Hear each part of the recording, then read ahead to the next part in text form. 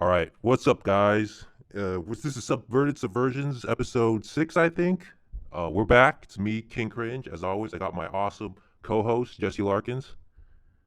What's going on, everybody? Yeah, we're back just in time for Pride Month. This is the Pride episode. We have a lot of This is pride with our between the special two of us. guest. We're Yeah, you two of us. What? between the two of us. Yeah, we're beaming with pride. We're beaming with pride, but we're also very proud of our next guest. Give it up for this time 2 out of 3. Tooky from Tooky'S Mag, but we call him David. So introduce yourself, Hey Tooky. guys, what's up? Hey, good to be on. I'm Mr. Tukey, aka David. I'm just some weird on the internet. I write weird stuff like you guys, and then I just kind of somehow ended up here. And I'm super stoked to be here because I've listened to a lot of your guys' stuff. Cringe, I'm like you. I was listening to one of your earlier ones talking about how your house is like a barren fucking cave. I also live that lifestyle. Like my walls are just fucking bare. I strived for minimalism. I'm not a collector maxer. I'm trying to push back against that kind of stuff. Yeah, And I also need to call you guys bombs. out on your last episode with Gabe, my podcast co-host Gabe. Here we go. I mean, you guys ruined my day. I haven't been able to shake the image of Pearl Davis's horse pussy since listening to that episode. Her bovine snatch. Oh my goodness. Yeah. Nobody wants thanks to for fuck that. Pearl. Thanks for. Wait, no, I think one of you voted for her. No, we all went. No one. We all Unanimous. Went Okay. It was a unanimous no. Yeah. Regardless. Character.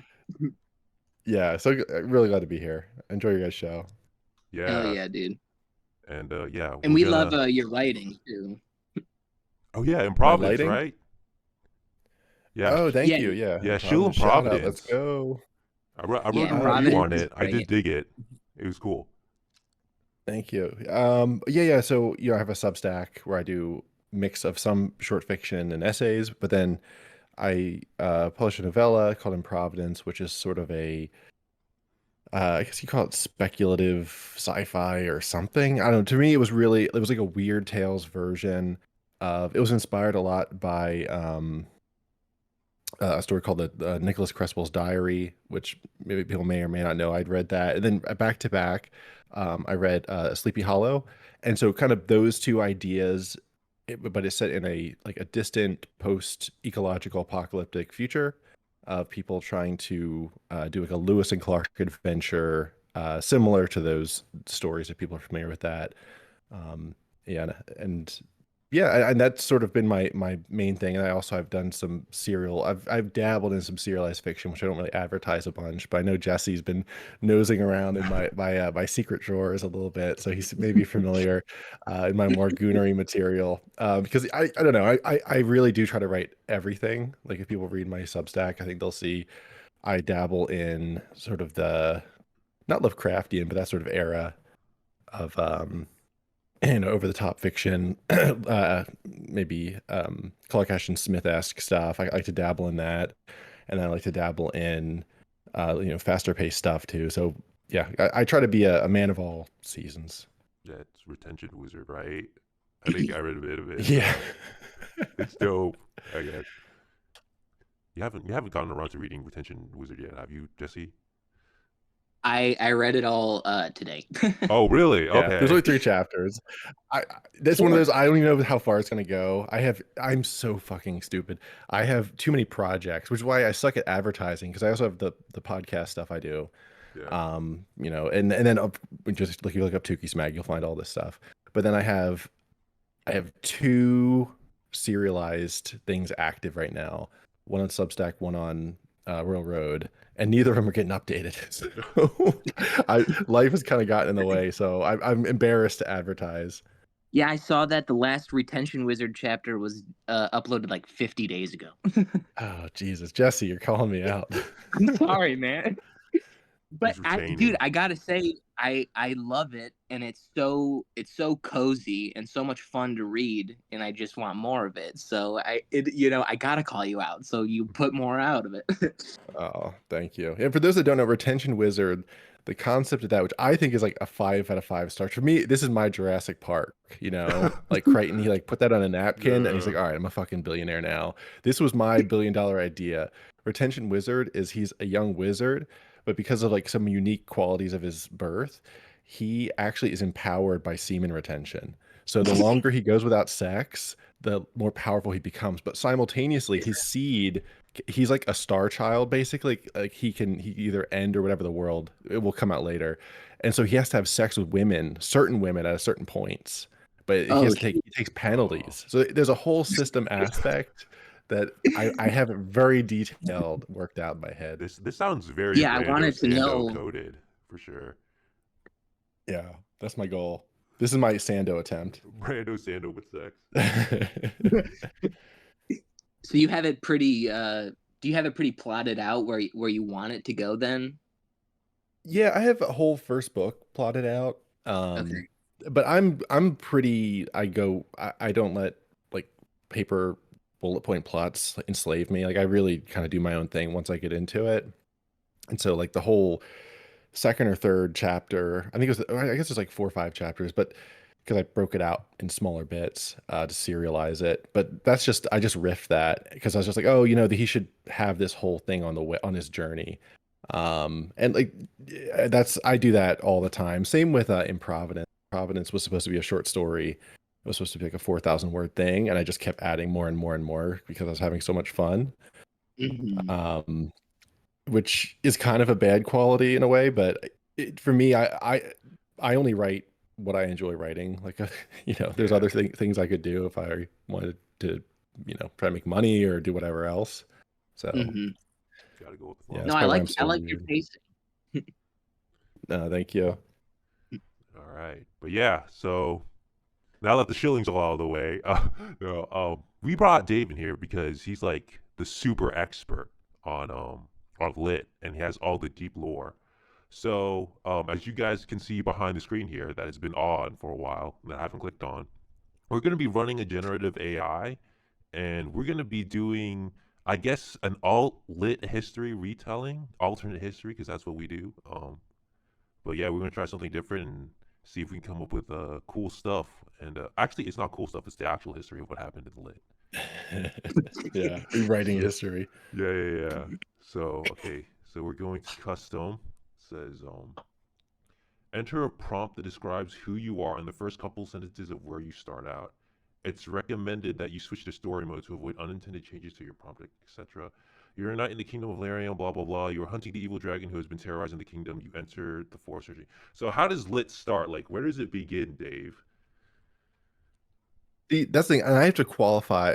I'm of all the people I know that are like deep heads on lit lore, I'm probably like number 20 or something. I know a lot, but there's definitely people that are older heads and know more than me because I didn't get into it until like after COVID. Um in terms like lit as a subculture, so for people that are completely unfamiliar, lit is a board on 4chan dedicated to books.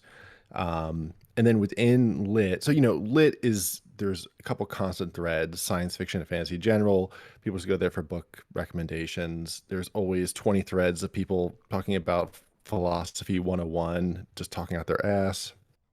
And a couple other recurring threads. Cormac McCarthy, Song Philosophy. of Ice and Fire. Talking about Um, their ass. yeah. And so that's lit is a very disorganized, just mess of people just stopping in for a book recommendation or to try and impress people with some like 101 level knowledge of something they read. But there grew over COVID era this a lit subculture. And a lot of it was around AMP magazine or LAMP. Some people say it one way, some people say the other. Yo, bam. Yeah, AMP and AMP. I always say AMP. Mhm. And it was run by an anonymous editor. There's sort of a culture around that, and there's also a writing general. That's how I got into this. There was a writing general that was unaffiliated with AMP. So AMP was just a occasional lit mag, and it had a slowly forming group of regulars that would submit to it. And then the writing general was just people like me who I was like, oh, I'm getting back into writing. I'm gonna be consistent. What am I going to browse when I'm, taking a shit? Rather than browsing video games or whatever on 4chan, I'll switch from V um, to lit, and I'll just read what people write about writing craft. And so there was sort of cultures there, and then between those two, actually, Unreal Press formed, which was, they're still around, which originated with some guys from WG and AMP, kind of getting together and just getting in Discord to connect for writing. So Dave was our famous author browsing lit, submitting to AMP magazine. Is that accurate? That's fair. Yeah, I did it eventually. I am an AMP. Right. If you go in, I'm in there, Let's baby. all right. Let's see if this works. All right.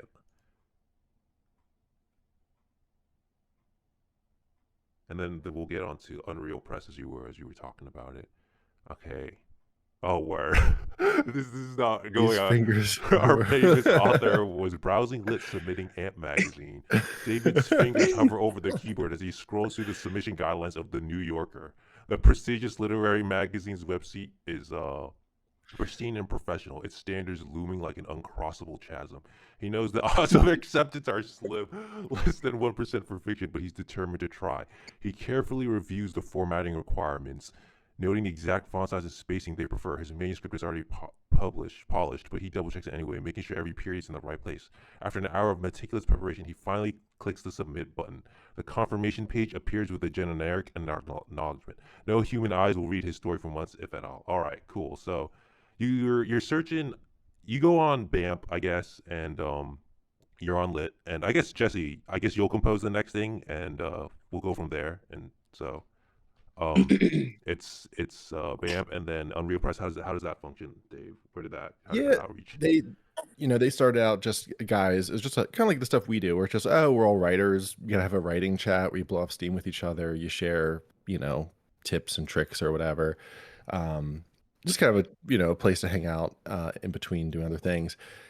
Uh, but yeah, they had a podcast for a while, and then there was what I would say the lit golden age, where there was a lot of these other self-published authors, unaffiliated in the magazine. They're just kind of the same circle of people like Zula Litzpa, Ogden Nesmer, who was he's still around. He was a regular in AMP. He actually serialized his first novel in it, Eggplant, and yeah, and just there's a lot of people just putting out books, connecting. There was relatively, for a very slow board like that, a lot of energy around Ant Magazine. Unreal Press was always kind of love hated, but that people accepted it. Tales 1 came out. Shout out, I'm in Tales 1. Nobody got to my story because it's at the end of it. If you're ever in an anthology, if you're at the end, no one's ever going to read it. Just FYI. Um, and yeah, and basically that was the golden age. People, a lot of books being put out, not a ton of people buying it, but there was a lot of like shared support, mutual whatever. And then the golden age came to a crashing end. During this time, I'm just sort of an anon guy. At the very end of it, I start my Substack at the end of the golden age, and no one else was on Substack in that scene yet. So I was sort of I guess I was the guy going normie. Um, everyone else, there was a subset that was very much like, oh, everyone has to stay anonymous. Everyone has to stay just advertising on lit or else you're a shill. And then that eventually devolved into the fall of the lit dark ages, which is where we All are the now. doxing. Yeah, the doxing. It got really, really fucking ugly for Yeah. like 6 months or something, where there was like like 3 or so people that were unironically mentally ill that were just like messing with people and lurking around. And I think everyone else just got sick of it. And the other problem is, and I had told people this back during the golden age, you can't coordinate anything social on 4chan because you can't administrate it all, right? It just takes one psychopath who has no life to just like spam your threads, and it's like, okay, now it's non-functional. anyway, so yeah, it kind of dissolved, or just kind of fell apart. And also, there was not a huge readership, obviously, on 4chan. You know, mostly it Yeah. was authors selling to each other, which, you know, happens on Twitter and stuff too. I mean, there's nothing wrong with authors checking out each other, kind of swapping notes, but there was not a lot of room for growth. All right. All right. Yay, Yeah, So, gay. That's pretty much, that pretty basically summarizes Yeah. everything. all right, Jesse, you got any ideas on how this should go out for those? Well, okay. Okay. So Maybe see, there was a golden age and then a dark age. Something like along that framing might be it. Yeah.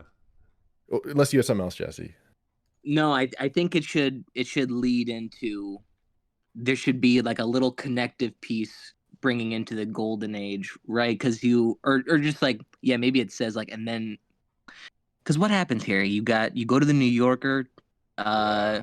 and it kind of says like, oh, you know, it's just a generic response. So maybe that's when he decides to go online and find Unreal, because it kind of ignored the lit and damp part. Yeah. Mm, But So maybe we'll David start with him. knows better. they Exactly. substituted the New Submit Yorker. to Unreal Press. Unreal. Which With would initiate editor. a golden age, unlike any who's- other. Yeah. Oh yeah, and initiate a writing golden age unlike any other. So was Zulu Esfida the editor? No, Zulu was just a submitter. It was Rhyme Okay. was the editor of the first issue. Okay, Ryan. I don't know who the fuck Ryan is. Rhyme like a, as in like a meter, like Oh, RHHYM. HR.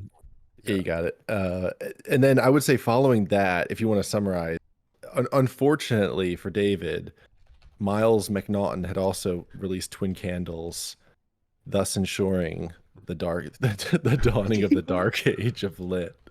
Shout out if you guys have read Twin Candles as a story that we just like to razz Miles over. Yeah, I'm not a big fan of Twin Candles. No way, you read Twin Candles? Hell Yeah, yeah. I've read the first two Unreal anthologies. Nice. So which one was yours at the end of the first one? It was Mine kind was of the like one a about the meta guy with thing, the right? book. Yeah. Which actually I took is actually a scene from another book. I just converted it into a short story or flashback. So it was kind of like about the act of writing a book or reading a book or something like that. Yeah, it was like a guy, he receives an unfinished book, like a journal of a guy who goes crazy in Africa and like eats man flesh. And like but because the book never ends, he's like upset he can't stop rereading it again. Okay. Yeah, which is one of my favorite things. Like I want to make a whole like book with that guy as the main character, basically. Yeah, that's a great idea. What do we got here? All right. Where did it start? So the highlighted part is the new part. So he's going to submit Okay. to Unreal Plus with Rhyme and initiate a golden writing about writing golden. Oh, I said writing golden, unlike any other. Damn. Unfortunately for David, Miles has submitted Twin Candles, initiating Dark Age of Lit. So I guess, yeah, Jesse, you want to read the next part? The confirmation page vanishes as you navigate to Unreal Press 1's submission portal. Your fingers tremble slightly as you upload your manuscript, The Hollow Men, and hit send. The site's interface flickers ominously before setting a digital harbinger of what's to come. Within minutes, your inbox pings. An automated response from Rhyme confirms receipt. But the email subject line reads, "Congratulations on submitting to Unreal Press 1. Your heart quickens. This is it, the beginning of your golden age." You refresh your inbox obsessively, waiting for the acceptance email. Hours pass, then days. Damn. Just like real life. I hope I brought the pizzazz with that one. That's what You happened. did. So yeah. So the golden age. So what happened in the dark age? And then we can weave that into the story. Yeah, I'd say, well, maybe the Dark Age is actually receding now, but yeah, the Dark Age was basically, oh, you know what it started out? There was a huge crash out by the head editor of AMP, which I will not like recite all the details of. I'll just say he had a breakdown. A few other people had breakdowns. There was a wave of doxing, fake doxing, attempted doxing. It was just everyone hated everyone. Apparently, you know how it is. Like if you have a network that's too incestuous and there's like Yeah. no growth potential, and everyone realizes at the same time, and everyone runs to the door, and then they realize, oh, there is no door because we're all self-contained on 4chan. We're on a submarine that's sinking at the bottom of the ocean that's going fucking nowhere, and I wrote a full ass book, and you know, everyone hates me. Yeah, that was basically the realization. I forget what the exact time it was. It was like 2022 or something, winter time, I think. Maybe 2023. I don't know. It was like 2 years ago. No, 3 years ago. Yes, oh my God, it's been 3 years. So, and then following that, everyone just went really quiet. Unreal kind of paused for a while. Miles actually, author Twin Candles, champion of Unreal, got the second edition out, kind of kept that afloat. The editor of AMP came back for like 1 or 2 issues, and now he's kind of in and out. I think he's going to come back eventually, but he's also a bit of a hiatus. But he's just still around, still writing, from what I know. And then me and the other Tooky'S Mag guys, we kind of, fortunately, you know, I'd done the Substack already as I was kind of dabbling in shilling on Twitter and stuff. And we just kind of just sort of flew our flag as a I don't know, refugee camp. And so, you know, it's the same group of people just still on the internet dicking around. But we just kind of stayed in touch with some optimism of, you know, maybe this is a new scene forming here. And, you know, there's people already doing this stuff on Twitter. So just kind of start trying to connect, build bridges with people. All right. And then Dan Baltic, of course, saved the day. If you need like a Jesus figure, it's Dan Baltic or Prudentialist. Because they kind of helped us get a little bit of attention. All right. So what would you say is the next part of the story, Dave? You mean so like summarizing that whole part? Yeah. Okay. Or I guess no, because it's your turn for the AI. I guess we're going around in circles. So the Dark Age, I would say that the Dark Age lasted many years with the we know it has to fit within the pre-existing thing where I'm waiting for the acceptance letter. That's where they left us off.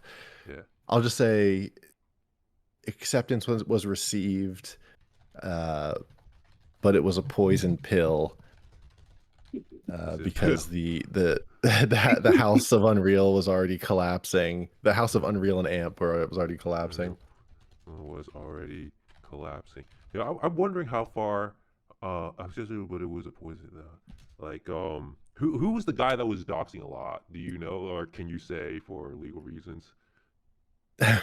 You know, I don't even want to get. I know exactly who it was, but I don't want to even give that creature any attention. Okay, what if we do an and I know. Yeah, I know the full doc's name of the parties involved. So, but I like to keep that in the back pocket. Then we can go into dox territory.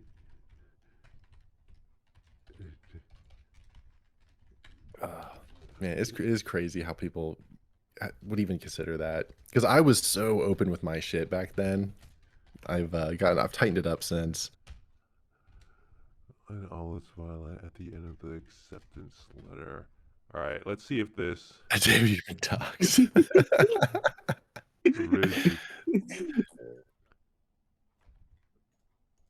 then, all right, let me prudential. Okay, close that. The house was already. Whatever. Let's roll that. It'll figure it out. Yeah, it'll figure it out. And then obviously the hero that saves you has to be like Dan Baltic, right? Yeah, exactly. I got offered a job as his junior assistant. All right. So you want to read this next part, Dave? Sure. The words on the screen blur as your vision tunnels. Your hands go cold and clammy. Someone knows. Someone has your real name, your address, your social security number. The email signature at the bottom is just a string of random characters, but you recognize the pattern. It's a trap. Your phone buzzes violently on the desk. Unknown number. You don't answer, but the voicemail that follows is worse than any threat. David, I hope you're enjoying your golden age. I know you are.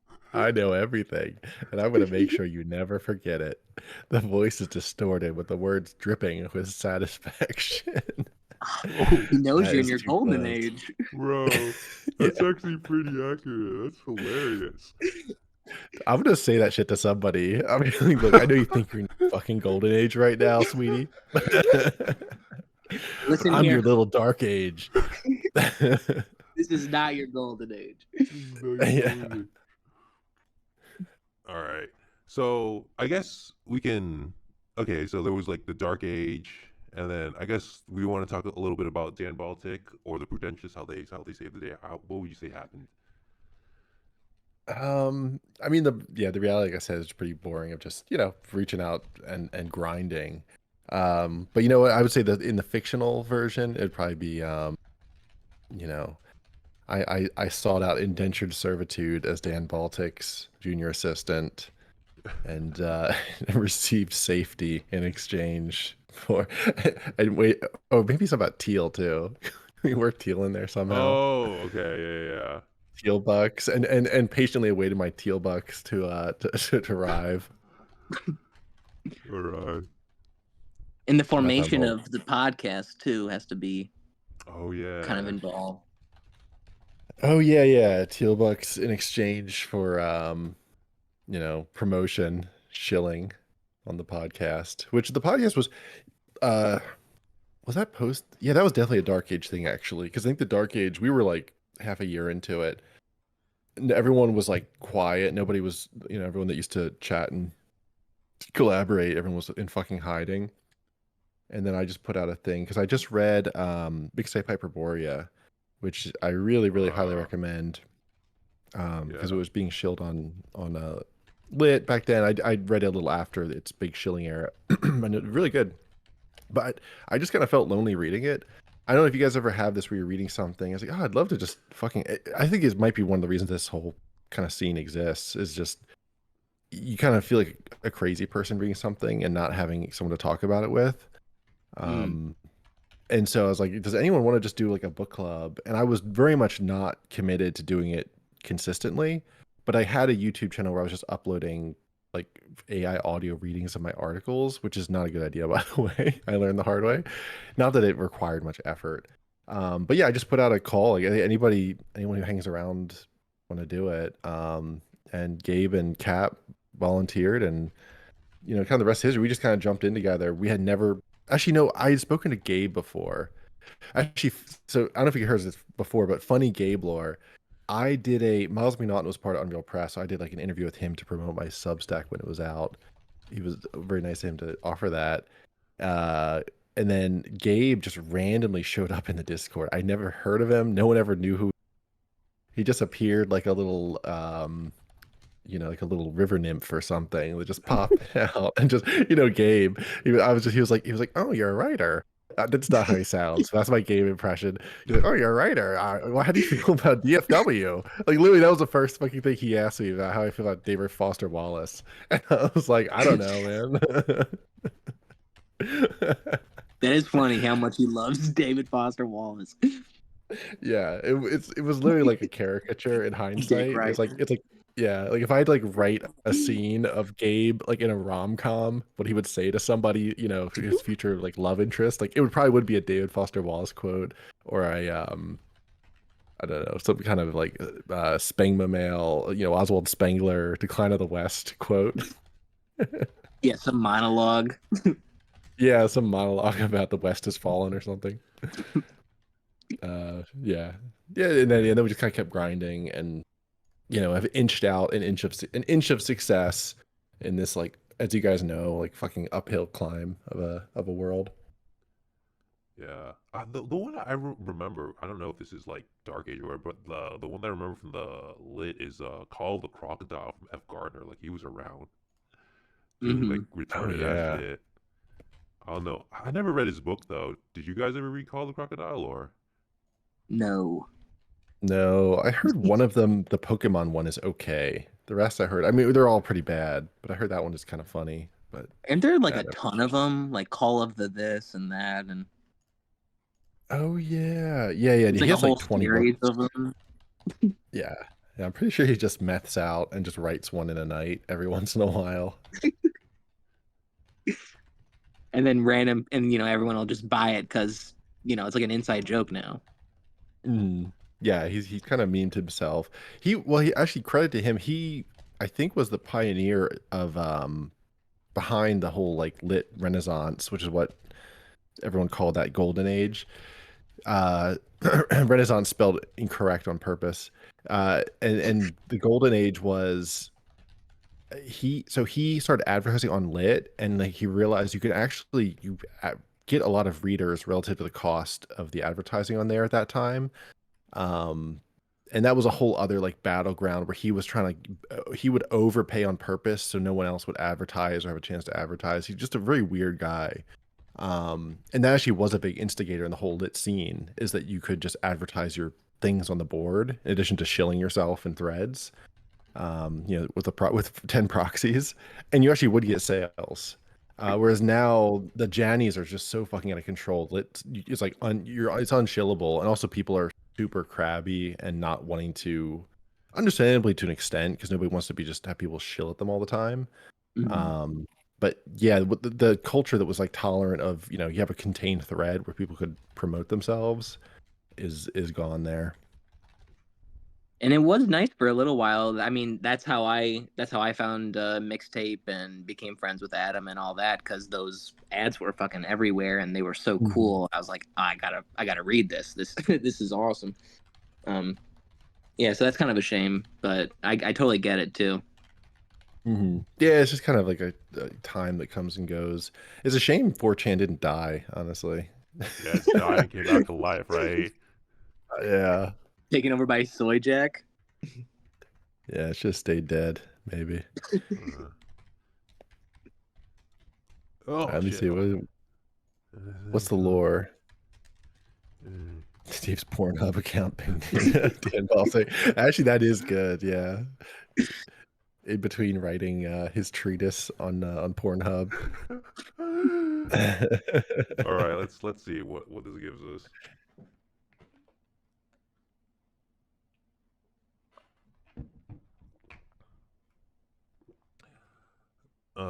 Dave's heart pounds as he stares at the message, his mind racing. The knock at the door comes exactly as promised, and he hesitantly opens it to find two burly men in dark suits. Oh my They god. introduce themselves as Capitalismo and Gabe, and without waiting for an invitation, they enter his apartment.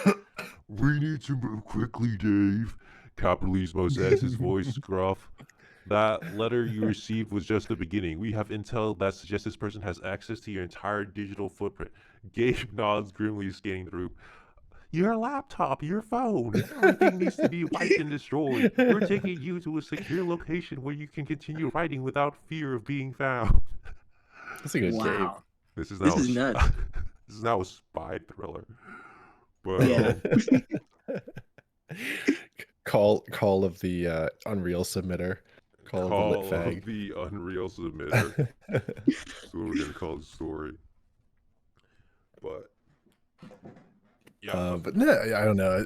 I don't know how much of the story more there is. that's We it. do the podcast, and here we are. Until the next phase, the next round of doxing. Next round of doxing. Oh, okay. Let me see, because Oh, there's now, actually now more characters that we can expound upon. What were you saying, Jesse? it's like, well, now they're on the run, so it's Yeah, a yeah, yeah. totally different story now. Well, we can play this with this a little bit more and see. There's obviously. Let me go back to Peter Thiel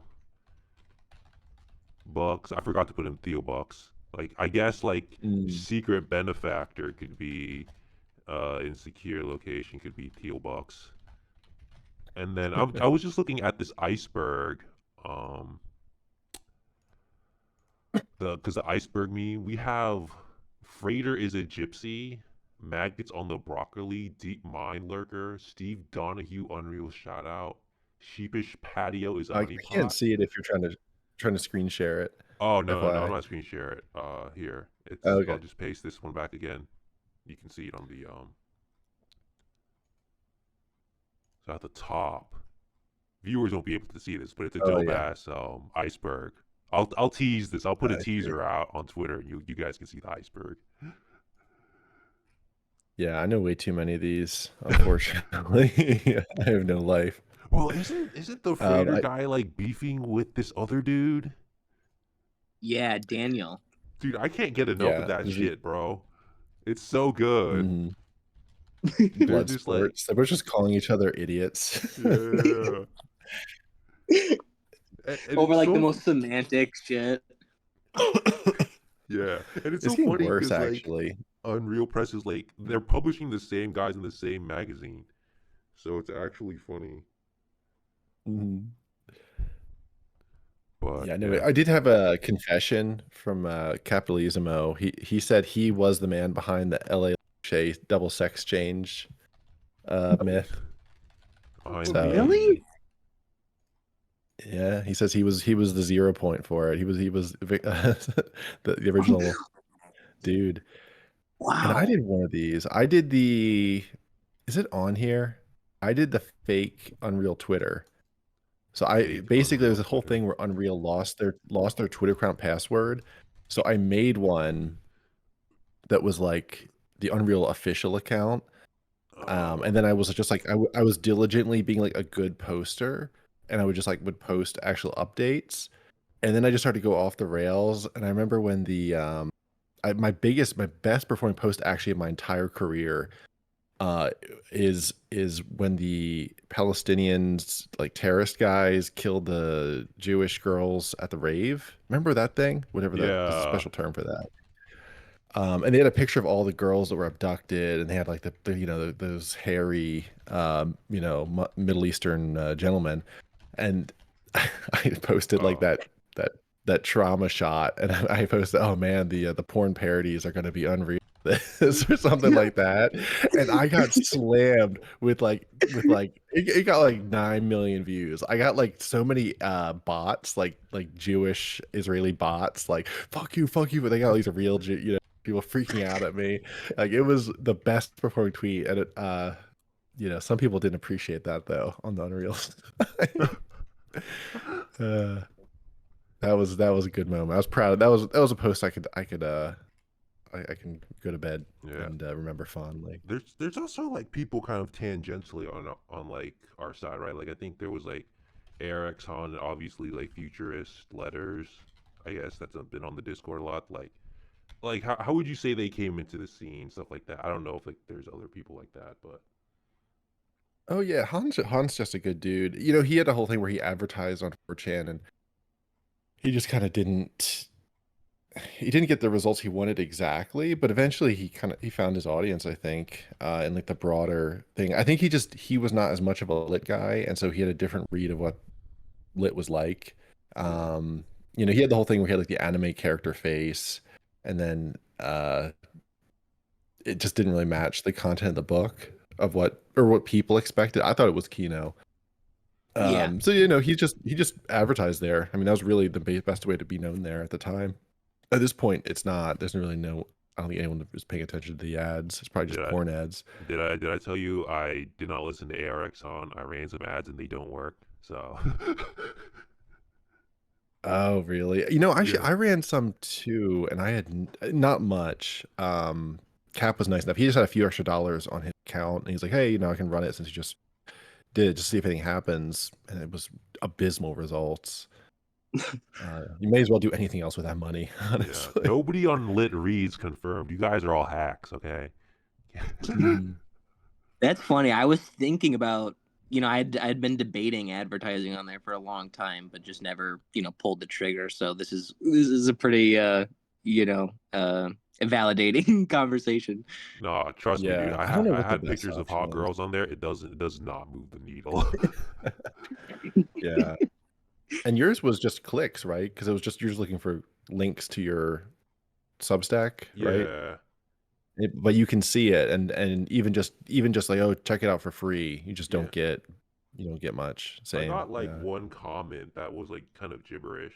So I don't know if it's just like bots or whatever, but like it seemed like nobody was interested. I don't know. Maybe my art doesn't appeal to Lit. It probably doesn't in a weird way. Because I guess Maybe that's the thing. Lit is very pretentious. Okay. Yeah. So like if it's like, oh, it's like ass and titties, I'm sure you get some, but a lot of people are like, oh, I want to sit. There's a lot of dudes that just take pictures of themselves on benches reading books, and share it with other Okay. dudes. It's kind of that culture. Okay, to be fair, I didn't advertise on the lit board. I advertised on like poll and like video games because I thought those people would like my stuff better.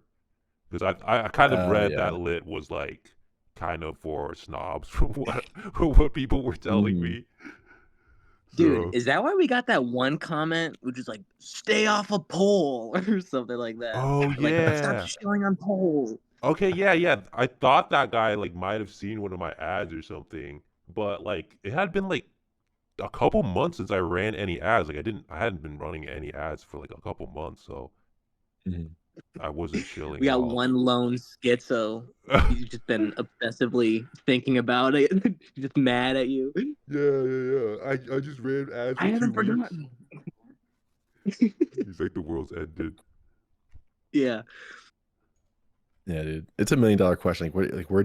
How do you spend money to get people to look at it? I know some people do like Amazon ads. I'm just too fucking lazy, to be honest, to learn Amazon ads. I know that's like not a good thing to do. I'd rather just show myself via stuff like this, or I don't know, Well, how much on would an Amazon direct. ad be? I don't think it's crazy. A lot of people do, especially in the indie pub world, like the more like, normie people that are writing vampire fiction and romance.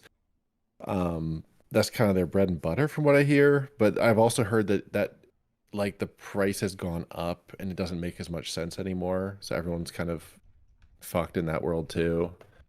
Yeah, I don't know. All right, Jesse, do you have any ideas on how to continue the story from where we are? Oh man. Okay. So Dan comes in and Okay. he right before. Okay, so I'm just kind of. You don't have to type this. I'm just kind of thinking out loud. Sorry. Well, yeah, it's easy um. for notes. Okay. Wait. So Cap and Gabe burst in right before or right after Dan goes.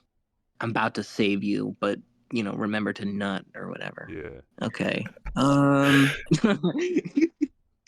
What's the And Schwarzenegger line? I like you. I'll kill you last. Maybe like that. Like I Oh like you. yeah. You'll not last. Or I don't know. You'll not well, no, laugh. Gabe. What about that one line? Come with me if you want to live. Come with me if you want to nut. Yes, Gabe Dan. should say that. Um. Okay, because then chronologically, you go with them and start writing Yeah. for. For Unreal Press One Before to get Dan. our golden age. Oh, okay, so we're still trying to start the golden age. I'm mixing my timelines. This is the Okay, alternate because timeline. we're forming a real story here. The Doxer is trying to ruin your golden age right Yeah. before it's even started, and now we're on the run. Golden age, yeah. So let's see. Let me see. I don't know if you can. Yeah, the scrolling on this is kind of janky. Steer tired digital. So that's kind of the bigger stuff that you guys can read.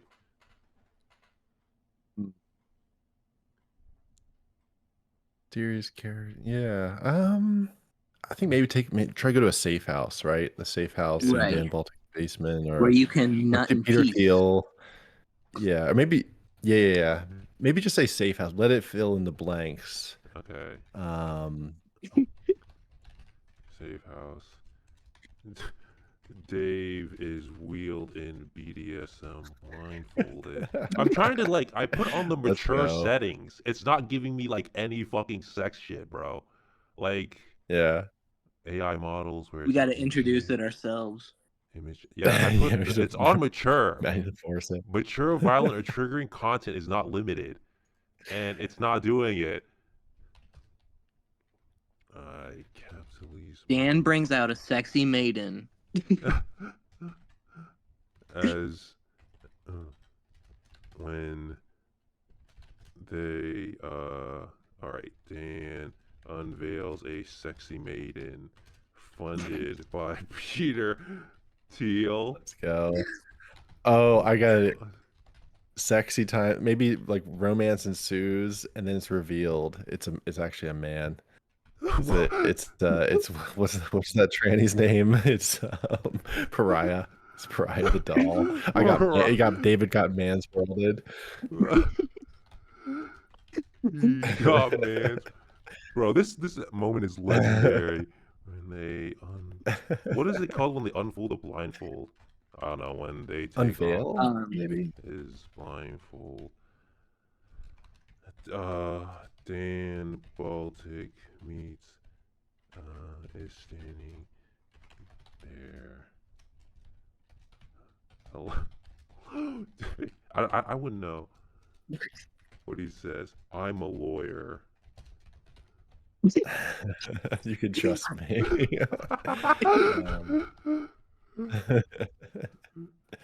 Despite what you may think, you can trust me. I like that. Despite what maybe we should all just work this out together instead of taking turns.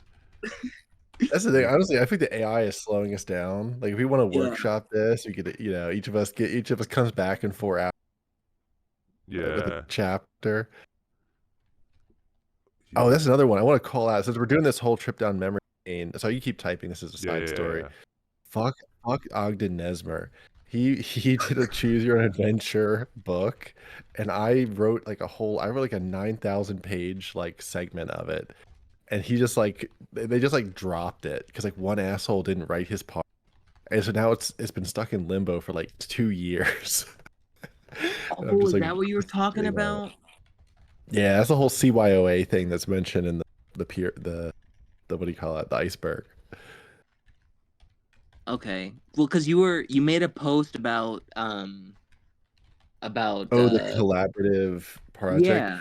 That was actually another one. Believe it or not, I'm that fucking dumb. I joined Bro, this another keeps collaborative happening. writing thing. Yeah. Never join a collaborative like, hey, we all write. Why don't we write together? No. Someone's gonna go faster. Someone's gonna go slower. Somebody's gonna want to change the subject. Never works. So the first time you tried to do it with 3 people, or was it just you and Ogden? Have you guys ever tried doing Choose Your Own Adventure? I know it's a really obscure format. Have you ever messed with it? Like writing it or reading it? Yeah, well, either, but writing. Not writing, no. Yeah. Did you read it? I know you're a little younger. Like, was it still a thing when you were growing up? Yeah, in elementary school, I actually read a handful that actually made a pretty big impression on me. Like I can like vividly remember like the images I made as a kid when I was reading those books. So, Same. yeah, they're interesting. Yeah, no, I remember reading. There's like some Goosebumps ones, and then the one I really remember is like kind of a Star Wars ripoff. If anyone remembers it, let me know because I kind of want to read it. Where the guy has like a 4-armed alien friend, and he goes to like an asteroid where there's like mind reading bugs. But anyway, all I have to say, the format is kind of a pain in the dick to write. Like I do respect people that do it because like you have to have like a fucking flow chart of like, all right, this to this to this.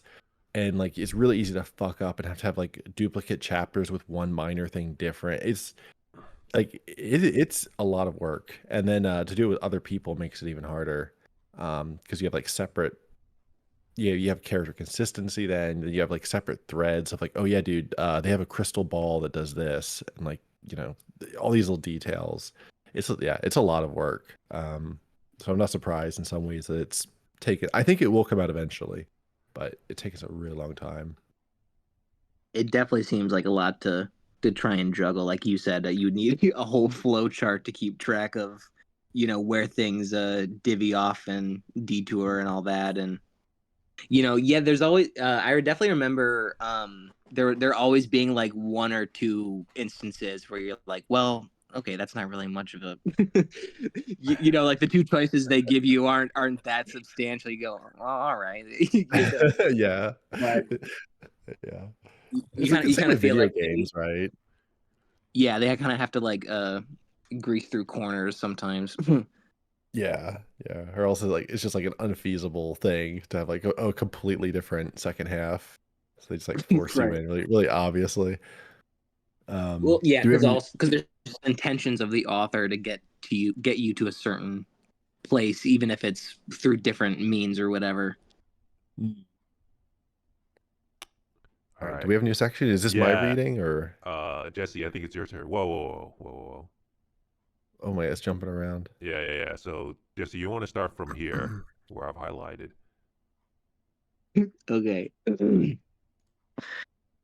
uh, Gabe Gabe nods grimly, scanning the room.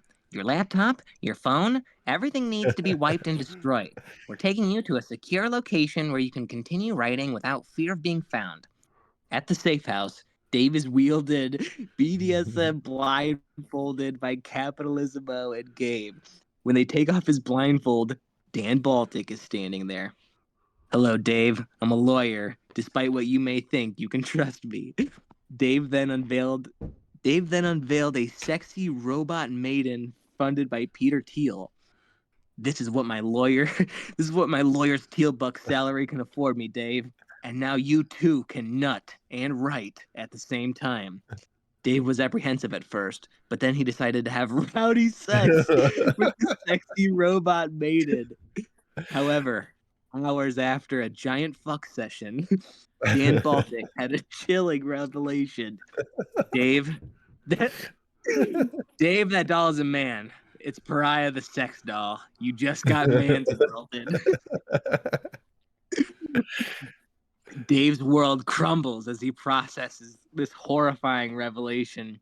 The robot maiden's blank face now seems malevolent, its metallic body a prison of shame. Dan Baltic watches with a cruel smile, clearly enjoying Dave's distress. Welcome to the dark side, Dave. You've been initiated into the secret society of men who've been man's-worlded. It's a club no one wants to join, but now you're a lifetime member. He gestures to a hidden camera in the corner. Everything was recorded, of course. Your golden age has become your worst nightmare. Dave's mind reels, unable to process the magnitude of his humiliation. Damn, this is getting a little too real, Holy guys. I have to jump off here in a minute. This is... dude, you're not gonna make it through this. I think there's a suicide coming up. This went Yeah, dark. this is Epstein situation. I mean, Oh my god. I guess it's clear to me now. In fictional story, Dan is the one who sent you the docs information so he could scare you into joining his man's world. Secret order. That's Oh, brilliant. this actually ties in. So I guess you can explain Peter Thiel and his evil empire, and then we can write that into the AI because this story is already dark anyway. How much worse could it get, right? Oh, the real story of Teal. Yeah. I'm not, I have nothing bad to say about that man, actually. Now that you bring it up. Yeah. No, Villain be like, actually, I like him. he makes some points. Now, what did he do? He like the PayPal guy, right? Like Yeah, him, PayPal. he got rich, has a bunch of like weird. He has this weird obsession with Lord of the Rings. Everything is like a ring nerd term, which is another whole thing. Was it you or somebody else? Somebody in the like around these parts was just bitching about Lord of the Rings as like get a new fucking book. Like read another book, guys. It's the Well, right wing Harry Potter. Probably us. there was a guy on Twitter. I think that Gabe was posting in the Discord, like Sandbadge or something, who was saying shit about Lord of the Rings. Maybe. Was he? But also it was in that podcast with Gabe where I said that Lord of the Rings is the Harry Potter of right wings. That was me. I did. Yeah, that was Yeah, me. okay, it was you. I think it was, yeah. And I agree with that take. I like the books, but it is one of those like, Jesus, guys, can we talk about something else? Yeah. And Teal just Yeah. fans those flames. Just for the record, I think Lord of the Rings is actually very cool. I'm just so tired of like not even people liking it, but it feels like every single essay that people write out, it's like, oh, remember like Tolkien and how he wrote things? I'm like, bro, this is like essay number 5,000. Can like anybody else be like a different author, please, please? Yeah. Yeah, yeah. There's so much else out there. And like it's the same shit I always rail about like just trying to bring in some new stuff, like something written in the last like 20 years. Yeah, Um, just so it's a little bit more relatable. But you know, I am not super well learned in like his inner workings. I know he's very secretive, but you know, he has a whole like network of investment firms and like outreach he does to right-wing people. He controls Passage Press, Arc Press, even though they were C thing, they were like had no connection. I think Cringe, you were sharing some early stuff about that. And like yeah. now they're openly like under the banner of Passage Press, which not the end of the world. Like, okay, that's what you're doing, but at least be honest about it, bro. Um and they definitely are, they pay pennies on the dollar, or honestly not pennies on the dollar, they pay pennies on things that are probably worth micro pennies of like chud publishers and stuff. Mm. I think it's just for him, it's just one of many investments he makes to try and have influence down the line. And he is, from what I understand, unironically like a blood drinking homosexual. So he's definitely not someone I would say to consider me a friend. Like I've heard weird stuff about him, like doing not blood exchanges. What do you call it? Like blood transfusions with young men. Oh, Oh, word. what the fuck? Yeah, Does he screen them to yeah. make And sure he's they're like, unvaccinated first, or? oh, I was good. Yeah, faxed? Question mark? Question mark? Question mark? Yeah. But I Do we think know if okay, he actually funded? Sorry, go ahead. yeah, so here's the thing. So from what I understand, it's not that ArcPress always said they were connected to Passage, but this is what Passage also says, and what Arc corroborates with them, is that Passage and Arc are not funded by Peter Thiel. So that's what they all say, and Hmm. um, I guess like the only thing that we have proof is I guess people were saying it, and also like there was like that one image at like the Passage Press party, I think, where like Peter Thiel was seen, or somebody thought somebody looked like him Yeah, at the party. Um, yeah.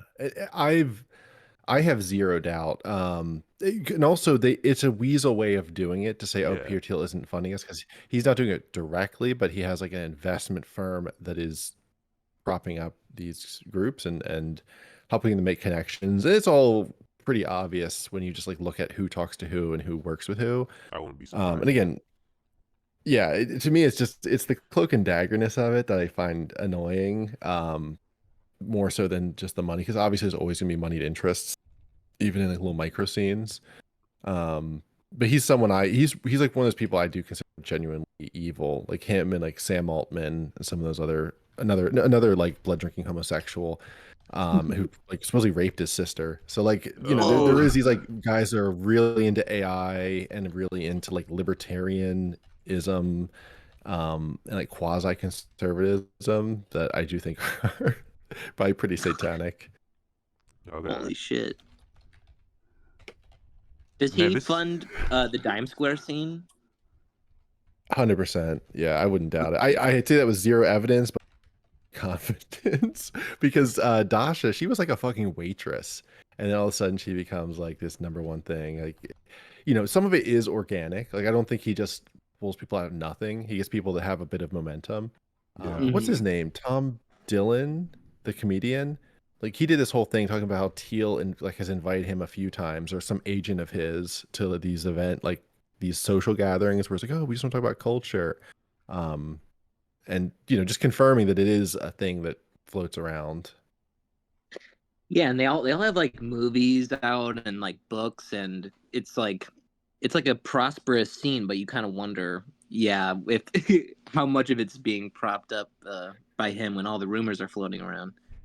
Yeah, I'm skeptical because I'm just gonna keep shitting on like all these people, even though Let's they've always been go. perfectly nice to me. But we covered the Passage Press, the Passage Prize, one of those. We did like a really thorough job of it, like, and it was like a two-parter, like 4 hours of content, detailed, and it was Yeah, like, those are I think good it's one of episodes. our. Thank you. Yeah, but I think it's one of the worst performing things we did, and also they didn't chill it at all. Like they're very weird. And then they shilled it like 4 months later. I guess after someone like QA tested our performance or something. And it was just, I don't know. There's like a certain insularness and a certain, I'm skeptical of how much of their growth is like bots and I don't know what, as opposed to like actual organic interest.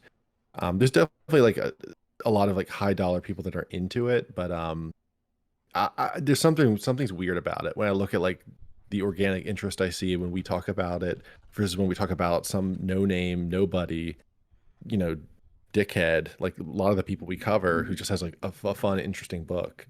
You know, Mhm. I just say I find that really curious. Is Man's World funded by Passage or No, it's published through them, but okay? Ren Raw Nationalist, he's kind of his own thing, and he just kind of partners with people to publish his book, is my understanding. And Okay. I think a lot of Raw Nationalist actually. I think he's a really good dude. Okay.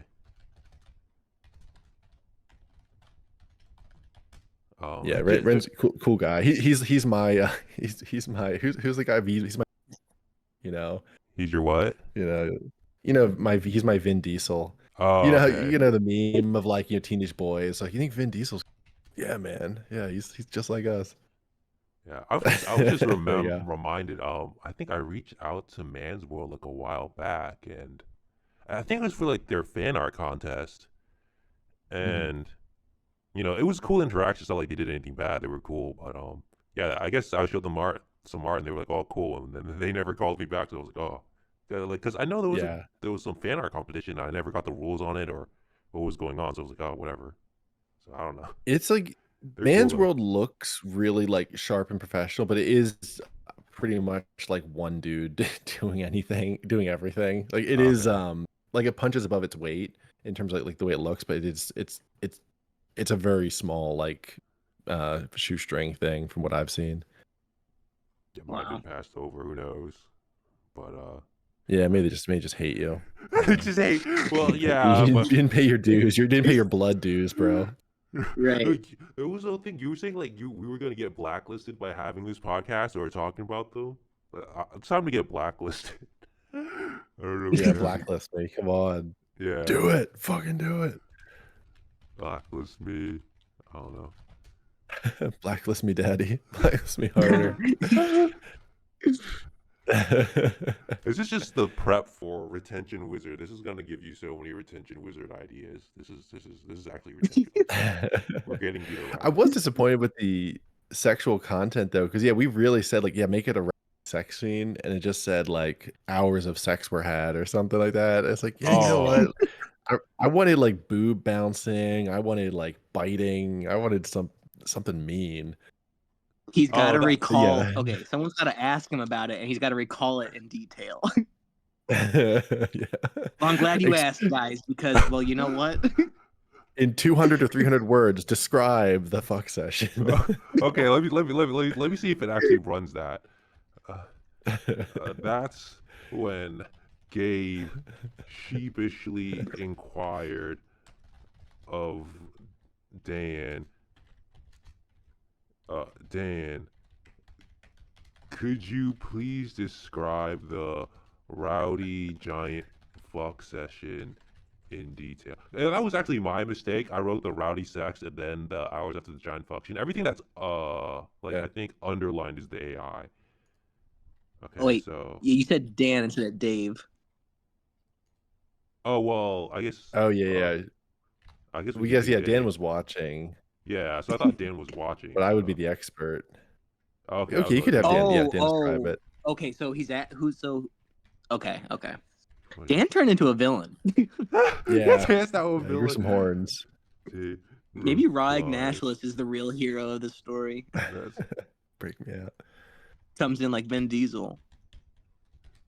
Dave reply. Okay, let's see if it works with this. It'll give us some actual sex before this thing is over.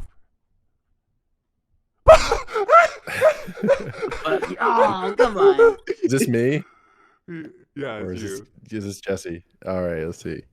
Uh Dave's mind reels, able to process the magnitude of the humiliation, and that's when Gabe sheepishly inquired, Dave, could you please describe the rowdy giant fuck session in detail?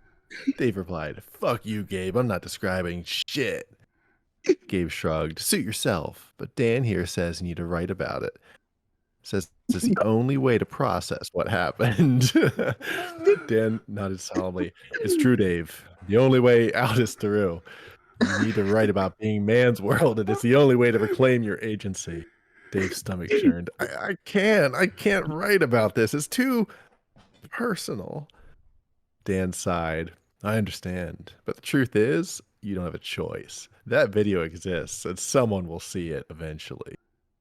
That's Damn, he has gone dark. that is very lawyeristic too.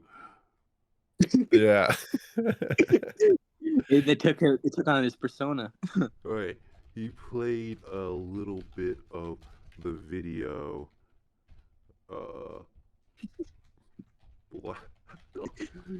Daddy.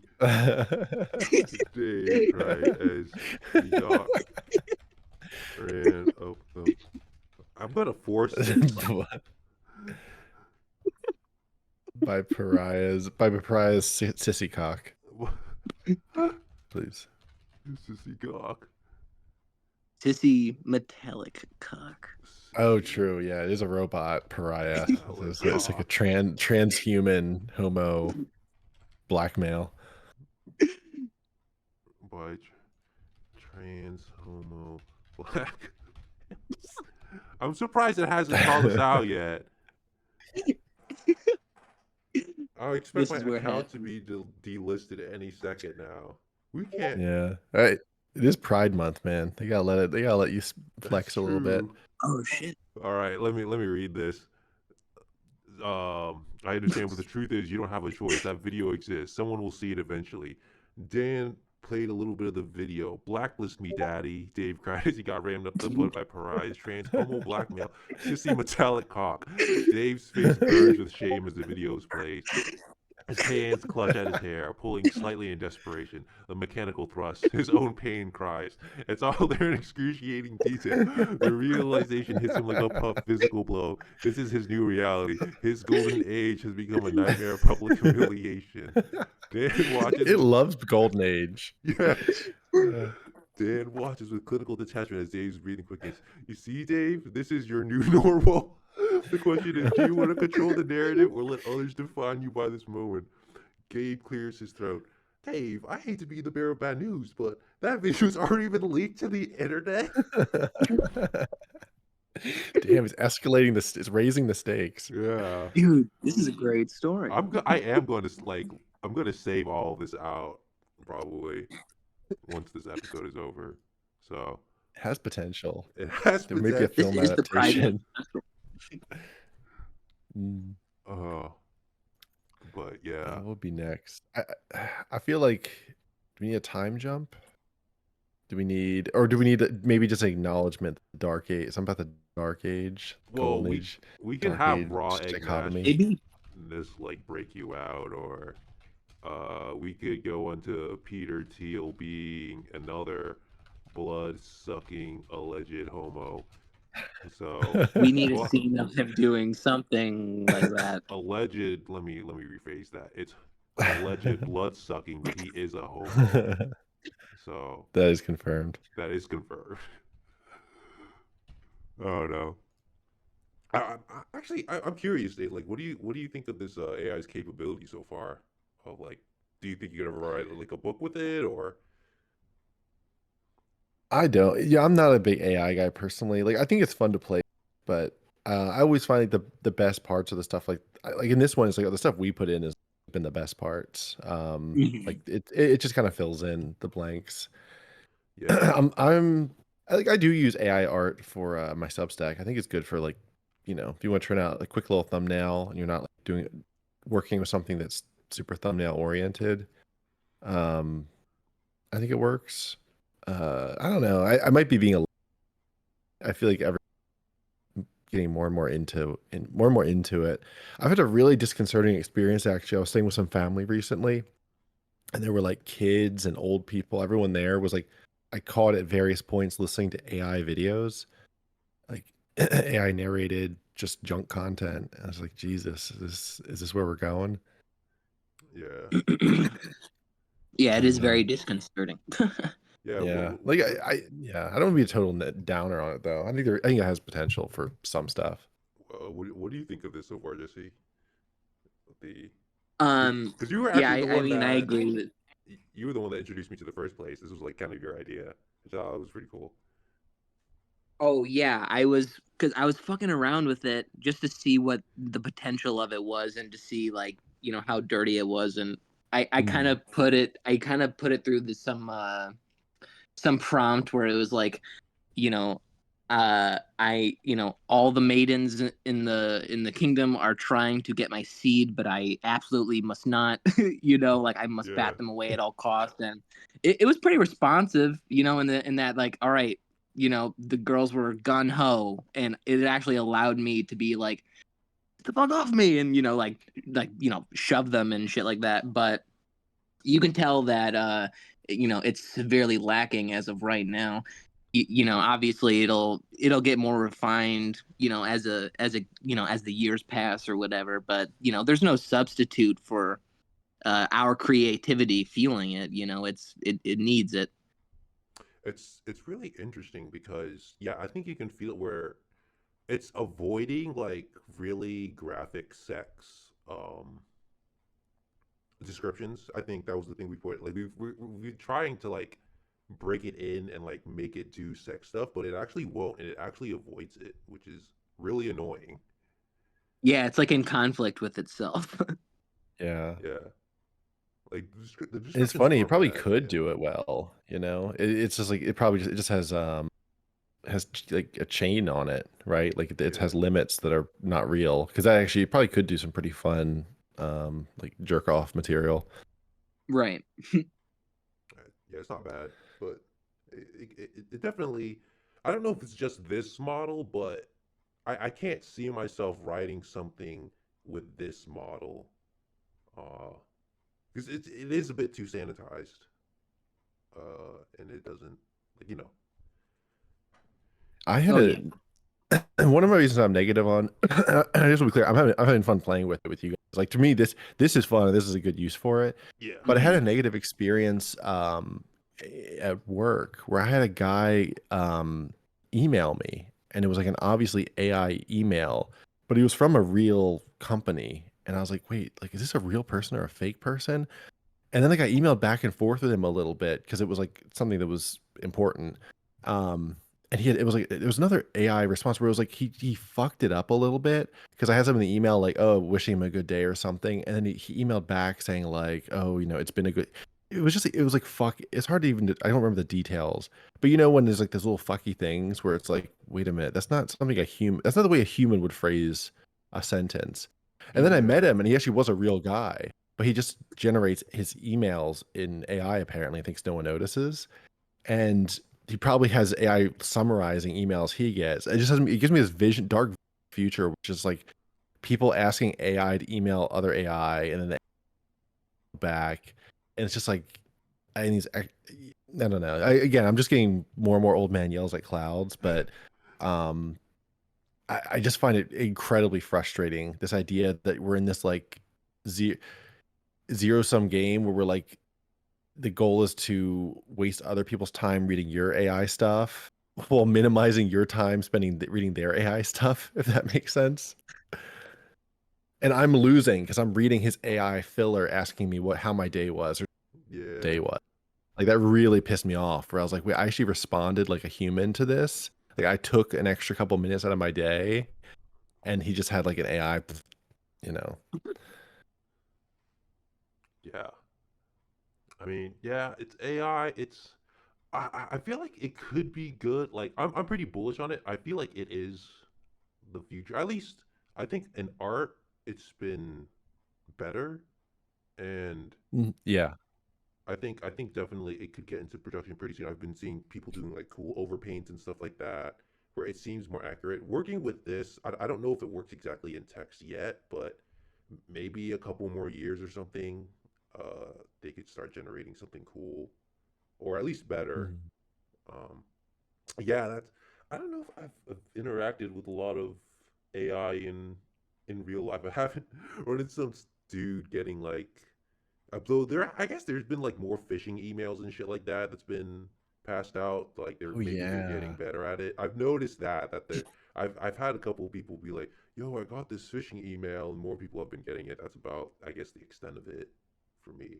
Yeah, and they are better because they can like fill in more accurate information, right, really Yeah. quickly. So it does make phishing more dangerous. Oh yeah. I work with some boomers, and basically every day they're telling me about some crazy new like movie trailer that just dropped. But Oh. I can tell I can tell just by them describing it to me that it's fucking AI, and Yeah. I don't have the heart to tell them how fucking retarded it sounds, but it's just like it really is it's concerning when like people that age really can't look at an AI video of Trump and think, or like they really think like they're that they're making like these crazy crossover movies or some dumb bullshit, and it's just like tricking them. Yeah. Oh, Back to the Future. It's back. Yeah, Even though the no, guy's Doc is dead. dude, his Parkinson's is fucking gone in this one. Yeah. It's hilarious. Yeah. I don't know. Is there a way you guys are feeling about ending the story, or I don't know, continuing it? It's gotten pretty dark. Yeah, I think we need like we need like a sudden positive resolution. Like how Yeah. about well, who do we want to be the hero? Could be Raw Egg. Who's like an unsung hero of this scene? Let me see. Let me check the. There's Unreal Yeah. Ghost. I don't know who this is. Jason Bryan, Moby Dick, Mike Ma. No, yeah. We haven't Oh talked about man. Mike Ma, MNMTR, Like BAP, Thomas let's Pynchon. have BAP come in. Let's have it be BAP. I got an Bam. idea. How about Okay. the wall explodes in, Okay. BAP emerges in a halo of light, and he BAP says, emerge. I've I've I've paid off, or I've had Mr. Teal remove the evidence. It's time to start your new golden age of masculine gay choreos gay sex with young men in a non-gay way or something like that. And then Okay. David walks out holding hands, or David merges with Mr. Bap Hand in into a hand. bright new golden age. Yes. Okay.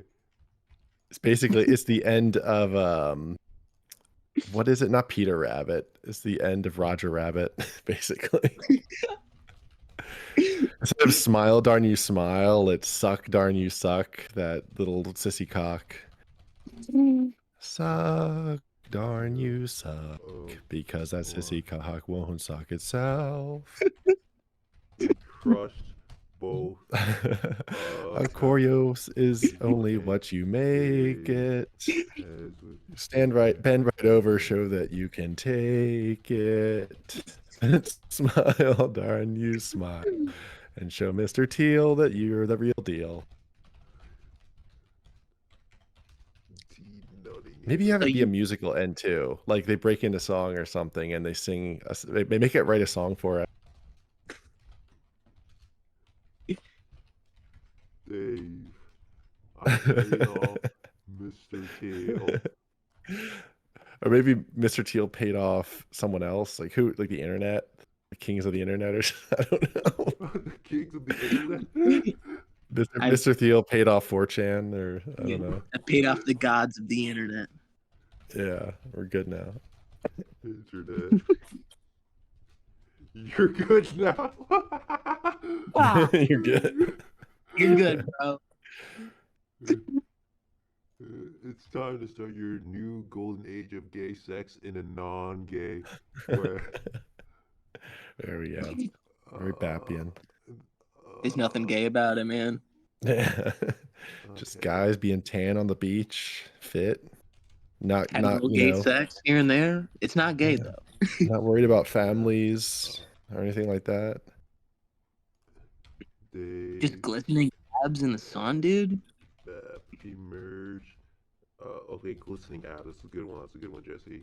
Emerge Oh yeah. from the safe house. Abs glistening into a bright new golden age. Did you guys want to add a musical to that, or? I think make it write a song for us. Yeah, like make I don't know, Yeah, make a they Oh, break okay, out okay, in song. okay. Yeah. Let's do that. We're just in a halo of light. I'll say, Dave and Bab broke out into chorus. Do you think it'll understand that? Into maybe say into like an original song, into like an original song. to make sure it knows how to work for it. Singing. All right, that should work. Singing, maybe like singing about their past adventure and their future or something like that. About the future of lit, I guess. You know, we completely forgot about Unreal Press, just like how it is in real life. I'm just Yeah, fucking- many such cases. Many such cases. The unfortunate reality. This is super fun, man. Like, cause I remember I was like skeptical at first. I was like, I don't know if this is gonna work, Jesse. Like, this is kind of weird. But then, like, you played with it, and you're like, yo, check this out, cringe. And I was like, I got convinced. I was like, yo, no, this is tight. This is fun. Yeah, it's good. I think I fucked up early on because I was being too literal. Like I feel like now I'm like I'm able to interact I can engage with the machine better now after some practice. Yeah. Yeah, it kind of takes a second to kind of figure out a bit, but yeah, it is Yeah. fun. Yeah, because you're kind of like pulling the reins, right? And so if you're just like putting in too flat of an input and you're not like giving it room to play, it won't play. But if you like, you really have to kind of force it to do what you actually want and not just put in the most generic thing. It's Right. vibe coding. This is taking a while. I don't know. It's like vibe Oh yeah, it is. I writing. thought you hadn't even entered yet. Yeah, it's cooking up a fresh song, man. I mean, how long would it take you to write an original song? Bro, if it locks up here, I'm gonna lose my mind. The AI request timed out? Oh no. Oh What, shit. retry? Yeah, I try. had that. Did I Oh save no, any we'll of that? retry. Oh my No, we goodness. lost it. Uh, Dude, I'm about to chimp out. I'm about to throw this throw a bone at this machine. this page is let me save all this. This page is not working anymore. We've figured it out. The limitations Uh, of AI. it can't give us happy. The action said, please check your connection or try again. Okay. Okay. Retry. Maybe I should have done that, but Yeah, we'll see. Yeah, you saved it. So worst case, it just redoes the last two paragraphs. This actually yeah. reminds me, there is a whole parody book of the lit scene too, Call of United Airlines, which was written by an anonymous guy. I'm pretty sure I know who it is. But he's just like it's a riff off of the F. Gardner Call of series, but it just like it includes characters from the scene, half-assedly shoved in. Yeah, No, I remember stumbling on that, thinking it was an F. Gardner book, and realizing, oh shit, this is this is just nonsense. Yeah. all right. Actually, while we're here, you wanna talk about like the state of lit because I think that was something that we were waiting for. Like what do you think of like the new Passage Press conglomeration and how? Oh wait, did what? I think it Oh, just replayed or redid the highlighted oh, part. okay. The video plays in excruciating slow motion. Each frame of fresh wound, your face contorted negative, your body betraying you as you cry out those words. The humiliation burns through you like acid. They didn't want it to go darker. Dan pauses the video and looks at you with cold calculation. You see, Dave, this is the new reality. You can either write about yourself, control the wait for someone else to leak, and trust me, the version they'd release would be far worse. It's our stands right the internet. You know that, but your handshake as you consider your options. Okay, I'm gonna take a turn, bro. All right, let's do. I have to rewrite this. Okay, that's when the Wall to the safe house exploded. Or Bronze Bringing back. Age. Oh, Or, true. Yeah, right out that make it much better quality. um, Because they'll know what to do, what it's talking about. uh, But yeah, no, I can do like the general state while you try and reconstitute yeah. that. Yeah, no, I mean, I think I'm pretty positive on it. I think it's definitely has been like some slow growth. I think it's gonna keep having slow growth. So, yeah, no, I'm just optimistic. I'm just kind of doing my thing. For me, it's all about just having fun, being creative, and just I don't know, just finding other people that are into that and trying to create a place where we all kind of hype each other up in a way that's not too gay and just builds more of a culture of excitement for new things that people actually make. And I guess the teal thing is a big concern of mine because it could be subtle and it just I don't know, it just makes things less interesting when it's centralized and it's run through some weird NGO and it's not just weirdos that in their spare time put together mags. But simultaneously, there's also like a 1 or 2 year there's like a 2 year life cycle for a lot of this shit. Like you guys know Double Dealer just kind of folded up. Um Didn't Something they else just partner folded with up too. Futurist? Yeah, they got like they Cairo bought their old stories to republish them, which was cool. But and there's a few God, it's escaping my mind now, but it's like one or two others that also had similar kind of shut down. It's a lot of work, and so there kind of is a little bit of an inconstancy there, or an inconsistency in over time. Yeah, so I don't know. I guess I'm kind of a mixed bag. In some ways, I think if you really want to like make sales, kind of you gotta go the normoid route. You gotta make some normoid slop and put it out. Um, which I kind of dabble in, you could say, when I with my stuff, but it's stuff I actually like to write. So whatever. I'm doing that. To me, that's fun. I don't advertise myself first on there at all.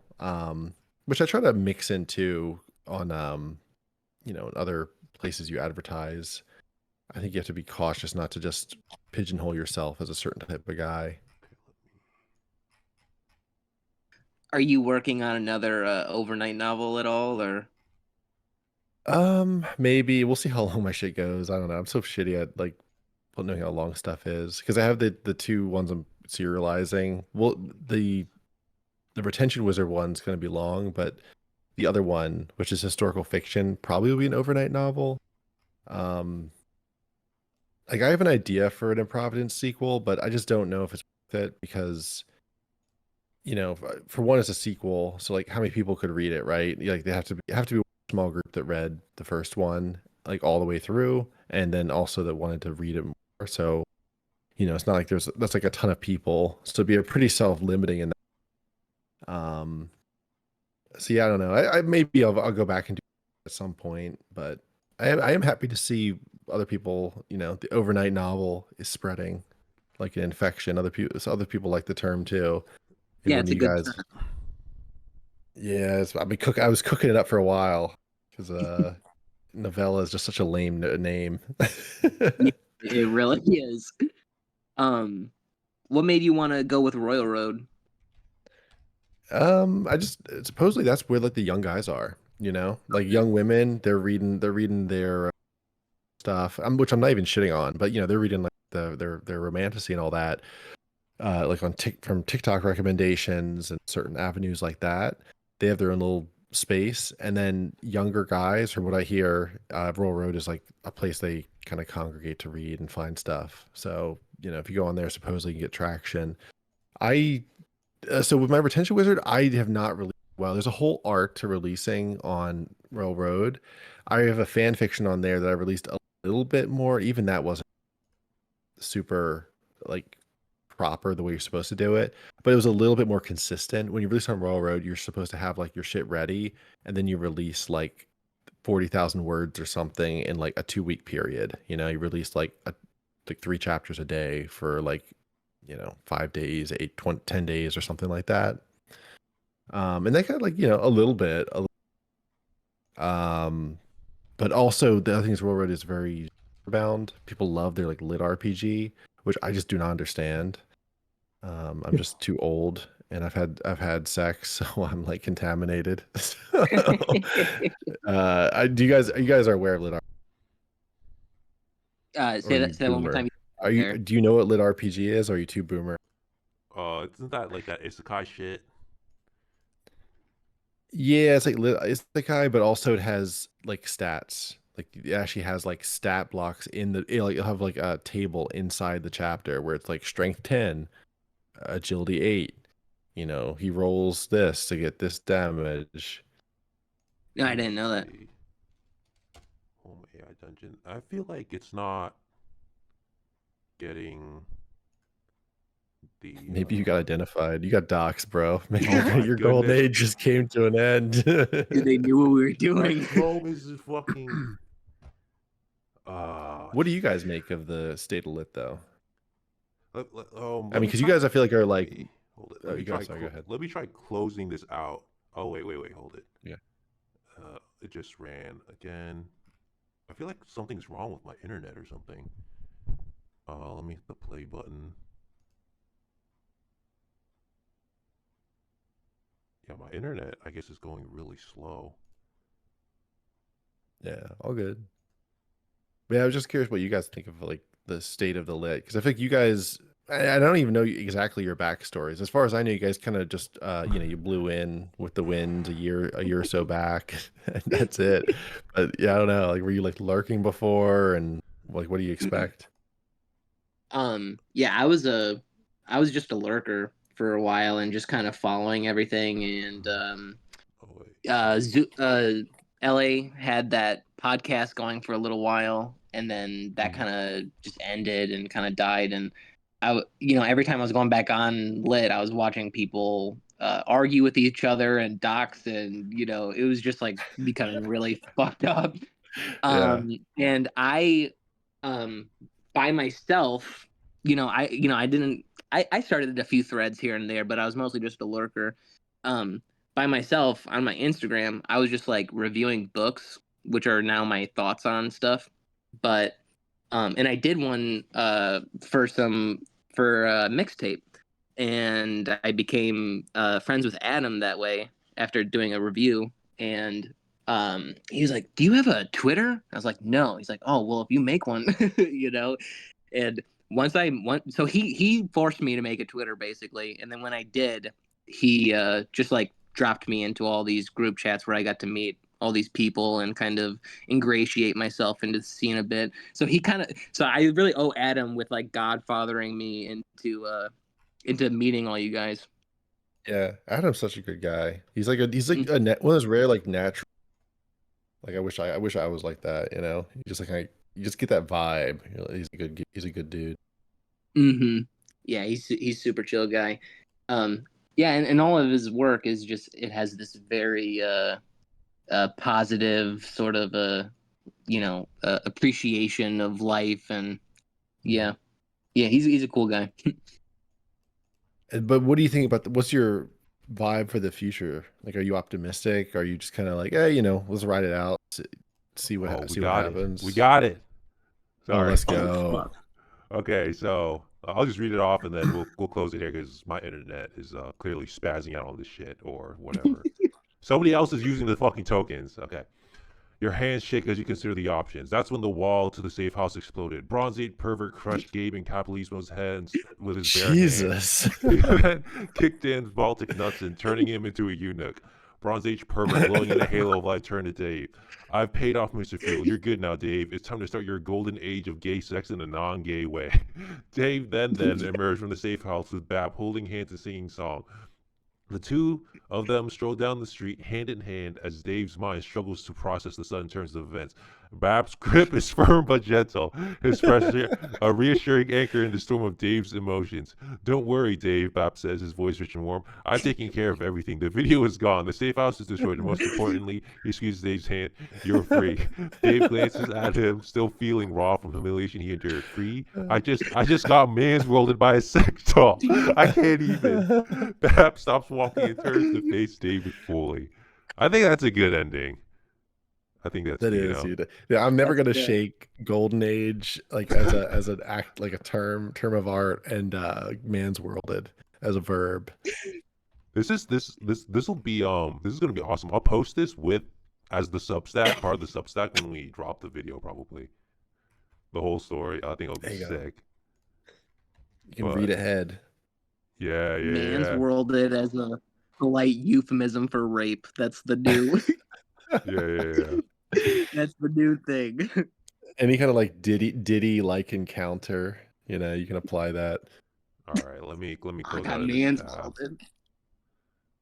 Let me make sure this is saved. Uh, where is it?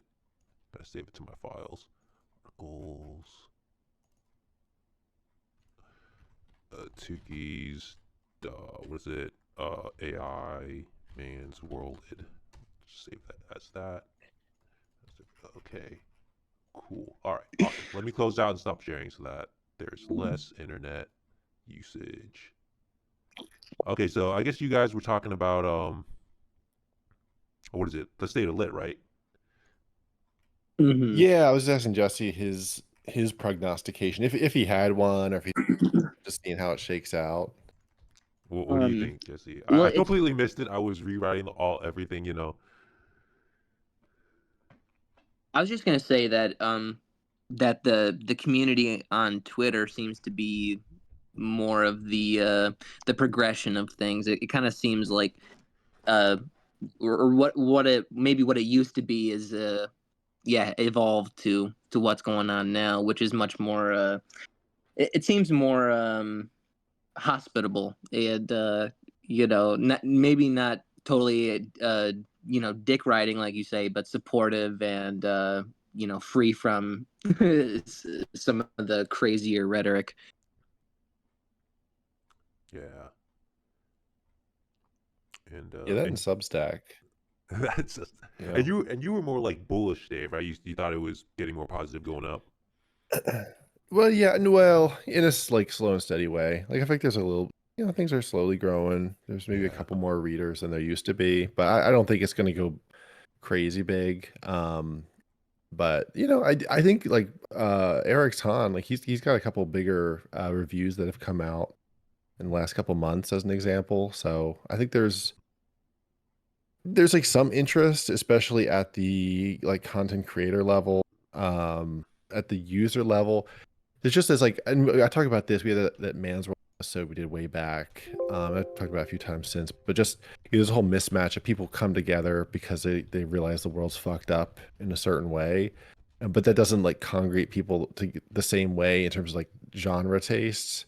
And so I think Yeah. we're kind of in like a messy period of feeling that out, and then I think we'll probably maybe know in a year or two like what kind of genres actually could survive in the chuddy scene, and then maybe some of us will just have to tuck tail and then like repub our shit under a different name, or like remove remove affiliations or something to try and go sell to the elite human capital faggots or something like that.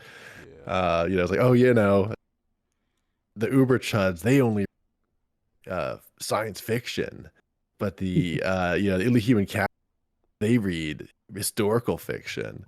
Like maybe that's the shakeup in the of the future. I don't know.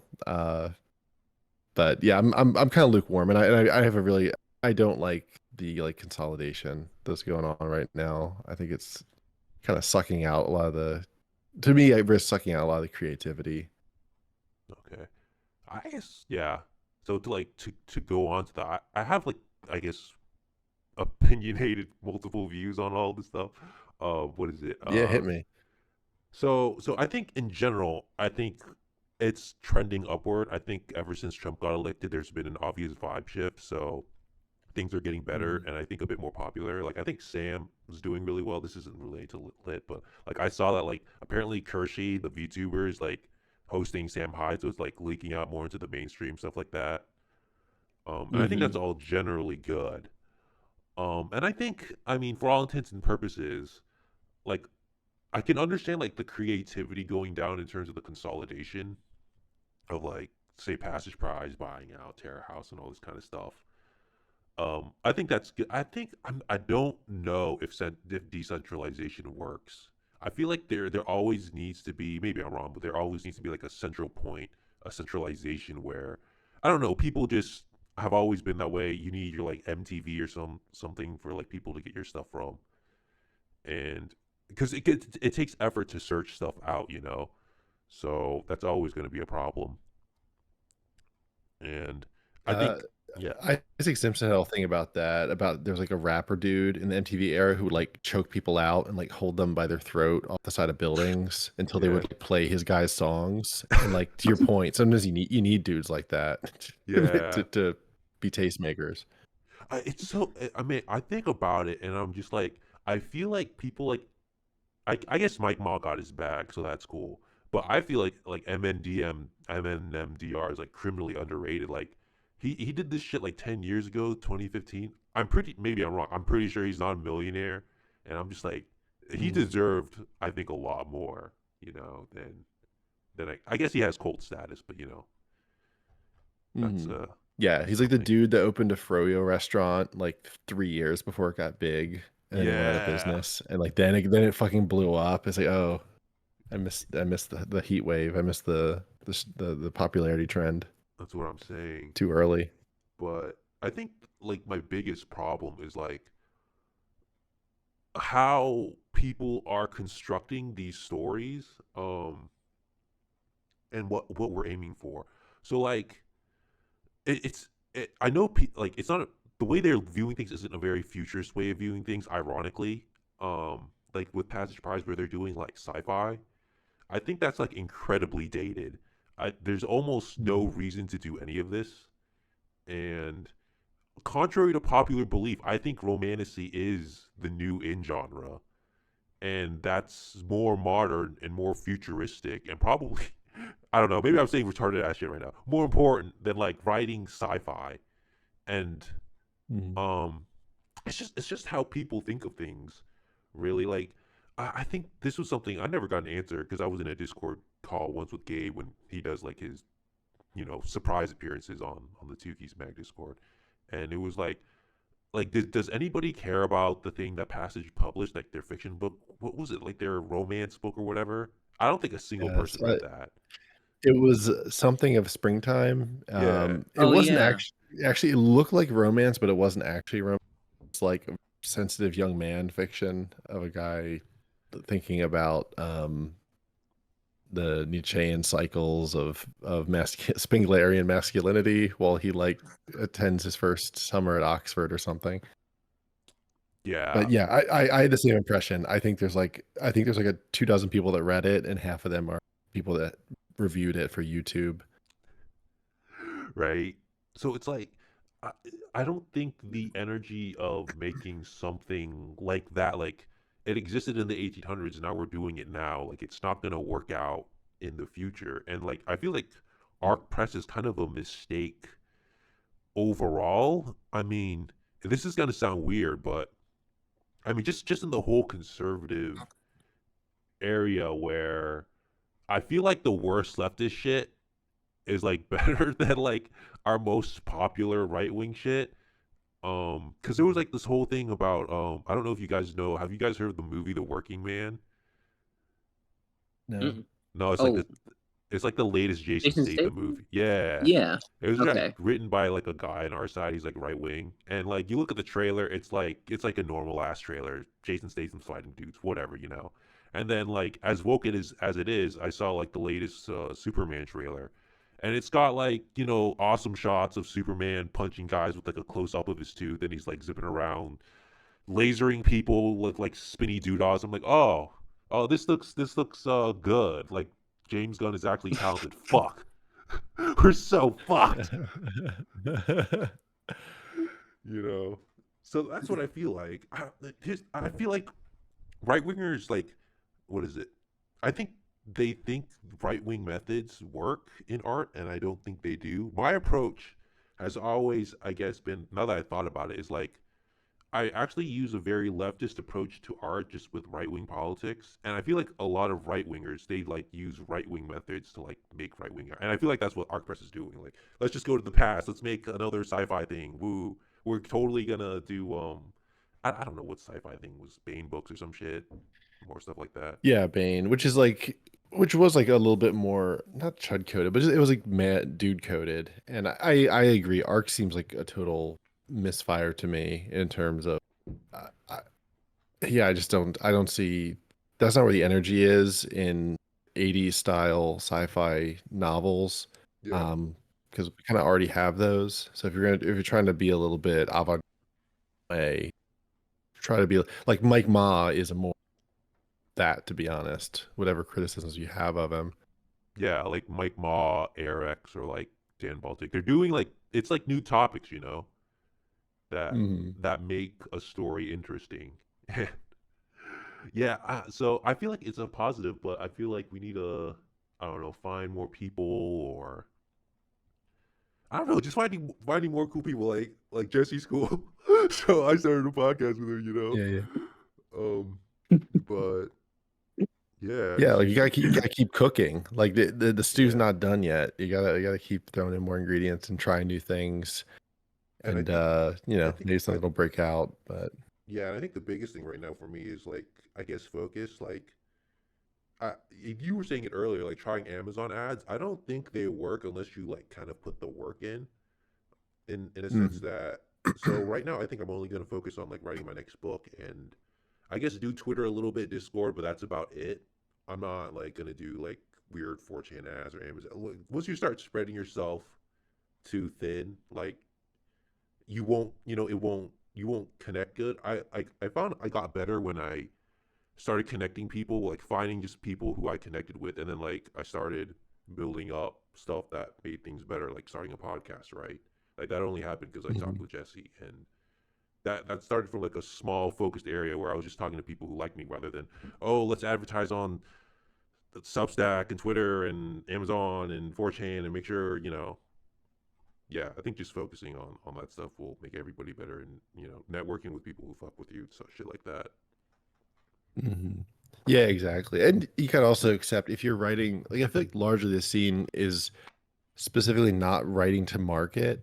And so also we shouldn't be surprised if we don't fit the market, right? Like there's a bazillion gurus who will tell you, or you can just learn yourself how to write like an in genre fantasy whatever that you can advertise really easily and it looks like the novels that people read already, and so there's a higher chance you'll get random pickups, but I feel like people in this scene specifically are drawn to it because they're a little bit just stupid and weird and Yeah, they just want to express themselves in a weird way and be like, what, here's my fucking vision. I'm not following the plot beat book. I'm not following Save the Fucking Cat.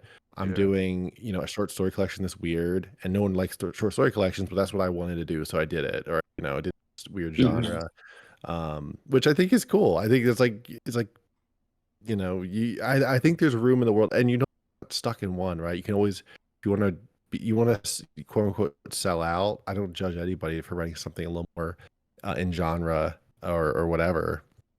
But when you want to get weird, man. That's what I think. Like for me, like Improvidence is like extraordinarily like my ideology in so many ways. Like if you read that and like you actually like understand me in a very like profound way. And like the same is true of a lot of people of their stuff I've read. Where like, and then if you get to speak to them later too, because it's a small group, you get to connect with people, and you're like, wow, like I can see where this dude's coming from. Like I can hear his voice in the text, which I think is really cool. yeah. It's just like pure self-expression, which is why I think I don't know, that's why I think it's like it's a worthwhile scene to hang around in. But I don't feel I like you're chained to it.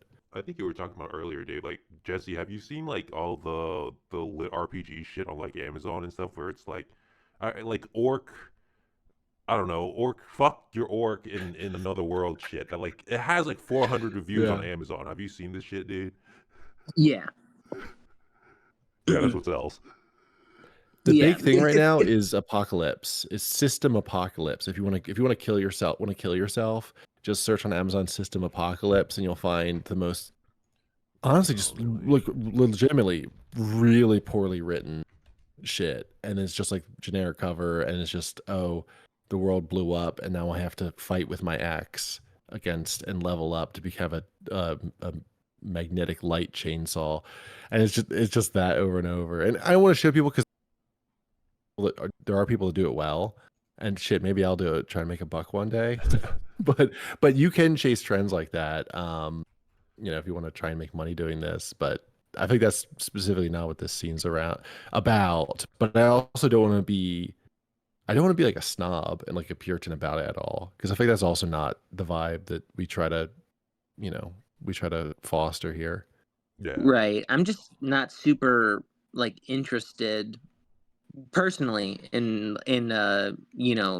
creating or very much reading something that's very strictly traditional in its aesthetics, or adhering very formally to a genre or something. I really like your shit because you have fun with the genre, like you play with the iconography of a genre, but you kind of live in it and do whatever you think is interesting in it or something, which I'm definitely more attracted to, and what I'm more looking for. Because when it comes to my own shit, I don't really think about genre at all. I don't think about any of that stuff. I have like built-in aesthetics that I just want to keep capitalizing on. Yeah, that's what I try to do. And that's why I encourage other people to do, like, view genre as like a fun thing, like a guideline maybe, but not, don't. I've already read Wheel of Time. Like everyone's read like stuff like that. Like you don't need to read it again. Or you can if you want. I'm not gonna shit on you, but Dude, that's what I was thinking. I don't did I say this before, but like fantasy is, I think, dead, and it's pointless kind of to do fantasy. Like you're like Tolkien's done. I guess Wheel of Time, yeah. Like I don't think people want to read long, like epic, winding, like fantasy stories anymore. yeah, it's as a genre, it's definitely. Let me think. Hold on. Who's big right now? Who's big in fantasy? Brando, the Slop King, Brando Yeah, Sando. yeah, I guess it is. It's Sando. He is the king. He does Yeah, write Door Stoppers, but his is kind of his own thing too, right? Because his isn't in the language of myth. Like his is very much like contemporary prose, like very modern. And then he has his whole system thing, which he's kind of like a precursor to the lit RPG guys, because he's very like system system thinking. And I think that is the you said earlier, King Cringe, about how romantasy is the new thing. And I feel like lit RPG similar. Like that is like where the energy is, because yeah, people are melding these ideas of video games and like in and out of a systematized video game world to the real world. Like there is a lot of cool stuff there. Even though maybe there's some people, like every genre, that maybe like don't do it as well as others, but you gotta respect the attempt to try something different, and if that's where it attracts people, like that's yeah. where they're interested in. Actually, I would agree. Fantasy, like generic fantasy, to me, at least, especially to me, I kind of lost some interest in it, unless you have some kind of something you're trying to do. Is a hard sell. yeah, Jesse. Actually, now that you mentioned, do you have any thoughts on romantasy at all? Did I miss any thoughts while you were typing, or while I was typing? Not really. I mean, it's it's I don't, I'm not like mad that women are reading slop. Yeah. It's just like, it is what it is. And it actually, honestly, it kind of warms my heart whenever I see a woman reading a book. So Hell yeah. keep reading. Wait, It's like they're either reading that or fucking Colleen Hoover. So, yeah. Would your girlfriend read romantasy? I don't know what she reads. fuck no. I mean, she she's not much of a reader. Okay. So but we have she's read my shit, which she likes a lot, and we've read Camp of the Saints together. Oh my But god. I know, yeah, we read it out loud to each other, chapter by chapter. Um, but she's not like a reader, so that was like a totally unique experience, and so it's she's not, yeah, she doesn't fit into that demographic at all. Based girlfriend. Yes. Yeah. What's that one meme? It's like Holocaust denier boyfriend GF that says the N-word or whatever. It's like yeah, we're great. Yeah, you can read the Turner Diaries to your kids. I mean, As bedtime story. I got the hardcover from Caribbean Press. I got the I'll be doing it. Just you wait. Yeah, was that like the white nationalist one or whatever? I forget. hmm Yeah, I just know that Yeah, from something to do with like the Day of the Rope, right? yeah, I don't know. I just remember that because like White Pill Media did like a 5 hour long thing on like the order or whatever. Shout out to I White Pill love Yeah, White Pill Media. Media. Yeah. Day of the Rope is like one section in the Turner Diaries, and then Devin Stack, I think he turned that into a full overnight novel. Damn. Yeah, but I don't know. Is Yeah, you there? guys better get White Pill on someday, by the way. White Yeah, Pill, he's hilarious. he's awesome. We had him. I had him on the other podcast that I was doing, so I'm definitely gonna Oh, you bring him did? back when. Oh, Yeah, yeah, you did. Actually, I heard it. All right, I'm retarded. Forget it. But have him back on. Now that you're yeah. doing this one. We're gonna bring him on this one. That'd be dope. Yeah, to have him talk about his Ireland trip, which I'm like Ah, 2 hours into. I me felt the too. 5 hour one he did. It's actually awesome. I love it. Like he's talking about his trip to Ireland, but apparently it's like mired in drama. It's so Yeah. good. He went with 5 guys. They all like left hating each other. At least that's the impression. No spoilers. I haven't finished it, but I just finished this like big overseas trip, and it was like with other people, and it was all bullshit. So, dude, I was listening to that. I was like, oh my, yes, dude, yes, yeah, give it to him, fuck him up, because if you ever travel with people, everyone's been in that where it's just like somebody make a fucking decision, and then you make a decision, and everyone. Damn, dude! Like, why do you have to be like that? Why you have to why you have to reserve a table for us, bro? Like, we weren't ready. Yeah. I don't know. Have you seen White Pill Media stuff, Jesse? Or I'm not as familiar. I've seen a little bit here and there, and I watched the one episode you did with him on your last show. oh yeah. That's right. Okay. Yeah. That was like a 2.5 hour something. Yeah, something or other. I think the screen was literally someone playing video games the whole time. But Yeah. Yeah. We don't have that kind of editing on this show, but yeah. That was the one. Yeah. It was Mhm. White Pill. Yeah. And he's dope. He's in the scene. I feel bad. I feel kind of bad because I never read his book, but I was just like, man, I don't know if I can handle Irish mythology, dude. And he was a reviewer at the time. This is why, like, I don't style myself as a reviewer because I don't want to read other people's books. Which I think you caught on to, Dave, because I remember I sent in Hate Spree, and then after that, you were like, no, we're not. We're not reading books other people send us. Oh yeah, exactly. Oh yeah, because then you're like obligated. And when I've even Yeah. gone back more, like I similarly, I never was like I never put myself as a reviewer first. Like I will like that's why it's a book club format on the podcast, because it's like you discuss a book you all read, but also you're not bound to read just indie fiction or anything. And I'm probably dialing back like the frequency of indie fiction coverage, just because it's just hard, because then you can't read what you want to read, right? Yeah. Like, I don't know, I find that really what's the word, like a straitjacket kind of experience, when it's like, oh shit, like I want to read, especially like this year for some reason I've been like on a huge nonfiction kick. Like, I don't want to read any fiction recently. And I had to read some for it actually was really good shit that I did have to read for the podcast. Shout out Phil Rott's The Raft was like really good. Shout Hell out yeah. to Rock. Friend of the Yeah, pod, Phil Rock. Friend of the pod. yeah, and enemy of mine, because you What? should have him on too. But yeah, he wrote He did. Oh, he did? I yeah, missed so this. he's like fucking dead to me. What did he write? What was this called? The Raft. Well, that was a hit on You you? probably saw it. No.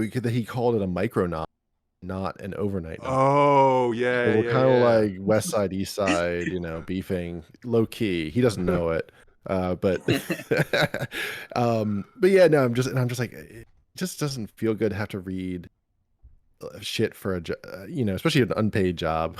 It's Yeah. like I really want to read this, but I gotta read this by this date and da da da. So you're in school again. I think it would be different if it was your main job. Because yeah, Oh yeah. because I could theoretically like write slop if it paid my bills and that was my main job, but like, bro, I already have a day job. Like, what the fuck am I gonna like write slop for? You know, Hmm. that's already hell. I'm already doing slop at work. Why would I do slop in my free time? Which that's like the real thing with genre writers I don't get, dude. It's like, yeah, you already have a day job or whatever. Unless I guess you're aiming to make mad money, but then you're just gonna replace your main job with making like slop. Hmm. It kind of makes no sense to me, but Me I neither. yeah But some people enjoy it, right? Like that's the yeah thing. If that's what you enjoy doing, like I actually I envy you. yeah right. Because why the fuck couldn't I be into writing romance? I keep thinking that, bro. I'm like, man, couldn't I just lower my taste down to like ISOM or some shit? Just write like black superheroes, get funded by the Blaze, and then like make hundreds of cash. But it's like, no, I have to write about Jews and shit. Oh fuck, not that Yeah, type I of can't control motherfucker. myself. Yeah, dude, but that's what I tried. Like, I don't know if you read 9/11 Girls. That was like my short story. I like hyped I myself don't up. think so. Where was it on Substack? Yeah, it's on my short story section. It's like the only short Okay. story there. But so I wrote it and I was like, this is gonna be the one where I don't say any F slurs. I'm gonna make it normal so that people like it. And it just turned into like not that. So I was Mm. like, fuck, I'm too weird. I just can't do it. I can't even force myself to write normal. I'm just Yeah, fucking I know what you mean. It's like, yeah, like why? How could I box? Grant, I don't just I don't have the N word compulsion in my writing. I think that's just yeah, a you thing. Maybe that's you need amazing. AI for that. Like AI, remove all the yeah, weird shit from this. yeah, Tone it down 10%, yeah. Yeah. I don't know, but then bro. it has I no feel the soul. burn too. I feel it. I'm like, oh, you know what? This needs a little sprucing up. Yeah. I haven't seen the N word in a minute. Yeah, but This no, could like use a faggot. this could use a Yeah, why faggot. not? That's the word. Let's I throw a was blood drinking faggot into the end of this story, like just for excitement. Peter Thiel. But I'm literally, yeah, I'm writing something right now, and I'm like, oh man, I haven't seen there hasn't been a faggot, and I mean, I need to include one somewhere. it's I a still need to read compulsion. Soap Yeah, Scum. It's on the to do. yeah. You It's will on love When it. is cover Soap list. Scum gonna get reviewed by the Tooky'S boys? I'm forcing Maybe. it. I'm Well, forcing actually, the no, question. never, because we swore off short stories. That's a whole other thing, dude. If you do What? reviews in like video format, we don't do anthology short story anthologies anymore Oh because no. it's the most No. painful fucking thing experience in your life. Like, if you ever, I mean, just listen to the ones we do. Maybe it doesn't come across as a listener, but like you're like down to the minute, like, all right, like let's pound through this one. Da, da, da, da, da. It's like, all right, we're done. How far are we? 3 stories out of 12. Okay, all right, let's fucking do the next one. Yeah, Are that's you It's doing so a crazy. hard. second? Are you doing a part two to Quarter Lives? Because you didn't finish that one, right? No, that was it. The format we do now with anthologies, when we do it, which we literally we've sworn like 3 times we won't do it, and then we've broken that. But my rule, I call it the what did I call it? It was the book Matt Pegasus wrote, the Black Album. I call it the Black Album rule because Gabe went on and on and on, like the essays, and like he would not stop talking, and it went so long. So I was like, all right, Yeah. dude, from now on, if we have an anthology, and I recommended this for you guys, if you ever cover any books that you both happen to have read, just say we're going to focus on like 2 or 3 like stories or essays from the collection, Mm, and be like, we'll give like a sentence summary of the rest, because otherwise it's, oh my god, dude, it's so nitty gritty. Because when you're talking about a book or a story, like a lot of the time is like talking about the style of writing, the format, the this, the that, and every story can be different, right? So it's very easy for it to be, you have more like a fixed cost if that makes it, you know what I mean? Like accounting terms, I guess. You have like a fixed cost of coverage you have to give every unique piece of writing. And then you have this like flexible thing where you're talking about, well, the plot this, the plot that, and that you can shorten easily. Hmm. I'm gonna use that. Okay, Jesse, you gotta turn Hurry into like a novel, a single story now. We can't. It can't be an Okay. anthology anymore. Well, strangely enough, I do have David. I do have you in the back of my head because I saw some tweet of yours where where you kind of were talking about this, or maybe I heard it on the pod. You were talking about how uh like the guys need to like commit to like a fuller piece or something like that. And my the shorts in my book, they're like they're pretty long. They're like usually like 20 to 30 pages so that they feel, you know, kind of substantial or whatever. But I got you in the back of my head because I'm writing another short story collection, but I've got like one or two where they really feel like, you know, I'm like debating in my head, oh shit, do I stretch this out? Do I try and make this a full like an overnight novella or whatever, or do I just make it what it is and you know, keep it in the anthology? And yeah, so I'm definitely wrestling with some of those things right now. On you. I mean, could you just do a stitch up where you just merge three stories together that are kind of related? Well, I thought that's one of the main things. That's one of your main points that's in my head. I'm like, well, shit, because yeah, I heard you saying that like, well, some of these narrators could kind of be like the same person or whatever. And I was looking at my shit and thinking like, okay, could this just be like just a detour or whatever for this one character and just have it all be one thing? And yeah, I'm debating that too. I've got I'm trying to figure it out. There's one I'm working on right now. I've been working on it for like almost a year, and it's starting to become pretty big. And I'm like, oh shit, now because at this point it would be like, oh, here's Hurry, I'm Scared, featuring this one story at this point because it's becoming kind of big. So I have to make the decision to either drop it as a novella or include it as just this stupid kind of long piece in the book. Dude, it's so funny when you're like juggling page counts and shit, you know, because when you're just writing fun and you know it's doing its thing, but then at a certain point you're like, wait, do people buy things like this? Like, why do I how do I format this in a way that like a few people at least will like kind of will make sense? Like, oh yeah, this is a book or this is a short story collection. Um, Mhm. I think I don't know. Do whatever you gotta do. I encourage people to lie and say it's a novel, even if it isn't, because I think from what I heard, people just they buy novels and like they buy quote unquote books, but they don't buy collections. You Well, it's know? funny. Yeah. I saw on 4chan people were complaining about buying books or buying short story collections that didn't specify that it was like stories inside the book, and then they're like, well, fuck, I just I thought I was buying a novel. So I specifically made sure to include on the cover it says stories so that no one gets Oh, gypped here, you know. why are you being so nice, dude? Fuck them. Well, they spent the money. It's too late. That's too late. Well, I'm very rude in other ways, so I think, you know, it's like it's kind of a balance. I think I can be very friendly, but when you read my shit, you're like, who is this fucking psychopath? Like, you Yeah. know, that's kind of the goal. I'm like all for lying to like viewers, listeners, readers. Like I honestly, I genuinely think it's like the job of anyone that's creative to lie to the people that follow them. Because like that's the only way you'll ever get anywhere. They'll forget you lied by the time they get to page two, you know? Like if they're enjoying it, you do a good job, you're good. If they I don't think like it, what you know, what are they gonna do? I think that's the thing with True. like with me is like my marketing is too honest at this point, Mhm. and people get freaked the fuck out. But like what I do, they're like, oh shit, there's like Nazi girls in this that are naked, like what? And so they don't actually read it because I think you read it, like Mhm. Dave. It's not act. I mean, it is extreme, but at the same time, it's not extreme. It's kind of like Yeah. juvenile, in all honesty.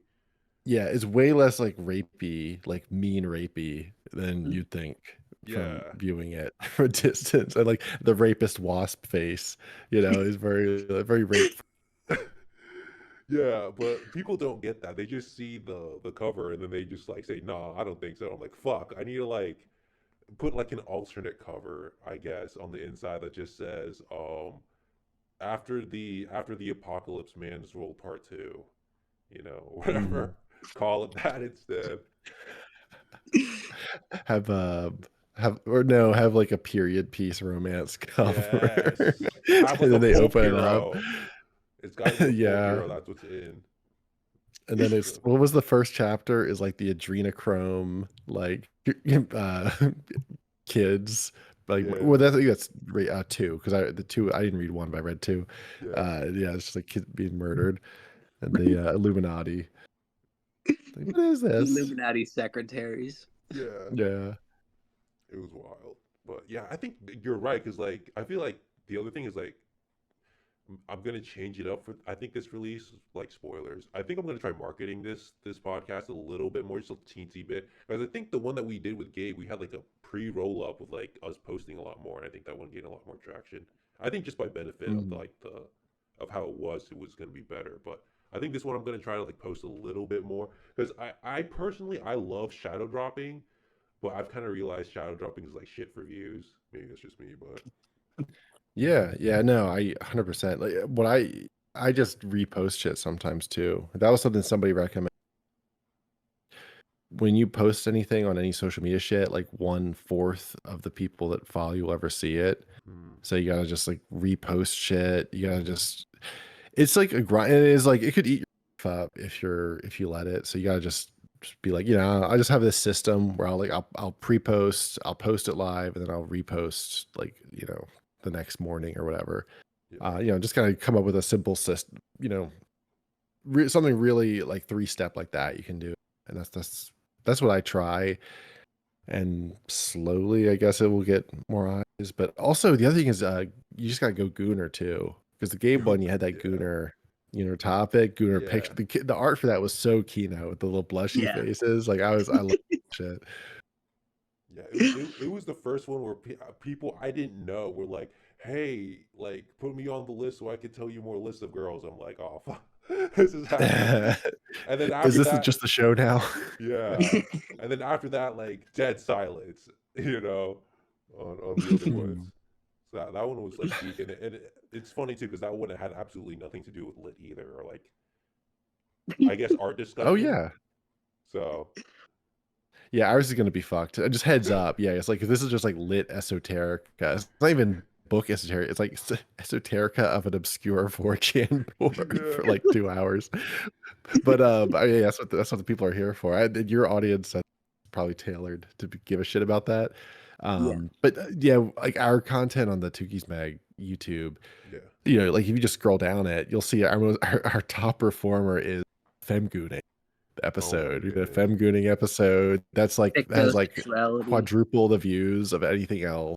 Yeah, then all the other top performers are basically anything that's not a book. People love it whenever we don't talk about books. Yeah. Yeah. So I think They that's something want you the were slop saying. content.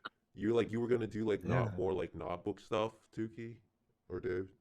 You're gonna. Yeah, that's the idea. It's I want to keep doing books because I enjoy it, but I just don't want to do it on a schedule. Is my idea. And Mhm. yeah, maybe Cap and Gabe might do a few other things without me, but mostly we're gonna just keep doing our thing together.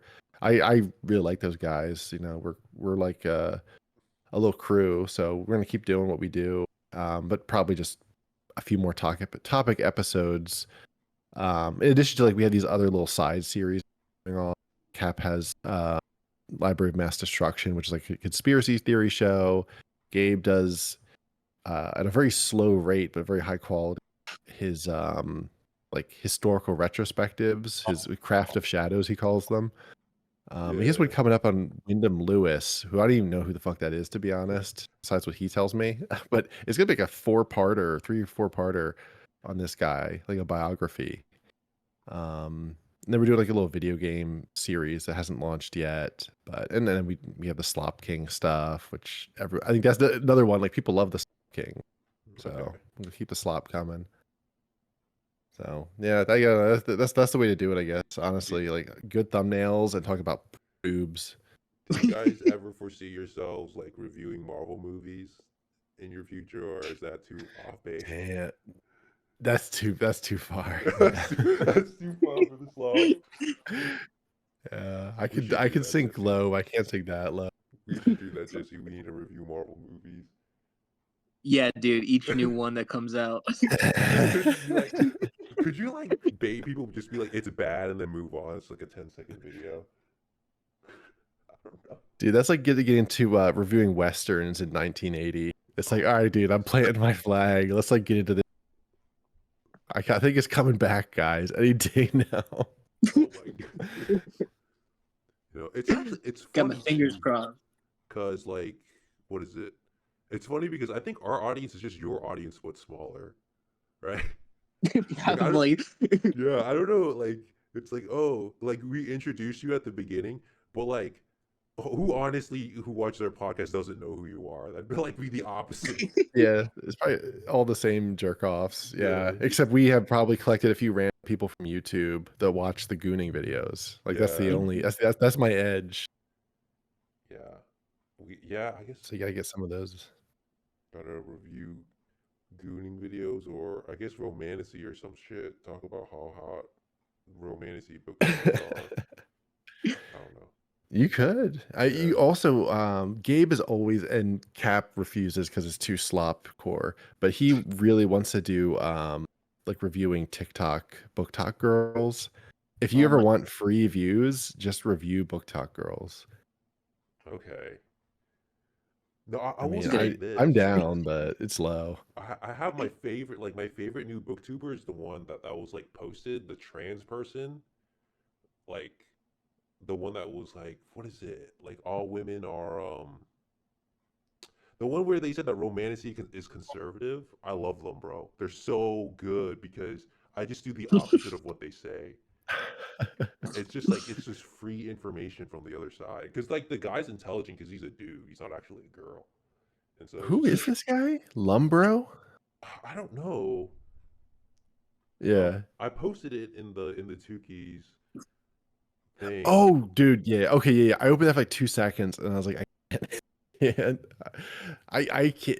Yeah. I struggle with the trooningness. That is It's like one of those awesome. few things where like I literally have like physical reaction where I'm just like I can't do this. Can't look at it. Yeah. Yeah. But yeah. We gotta get Cap on next. Yeah. And then well maybe not next, but we gotta get him on. And Yeah. then we gotta do Definitely. a like a massive versus episode where it's Tooky'S versus SS. Oh, let's go. Yeah, because you guys are the Pretty fucking Turkey's good. tits, and we're like the subverted subversions. I forgot about that. You guys are like tit pilled. The ultimate tits versus Oh ass yeah. duel.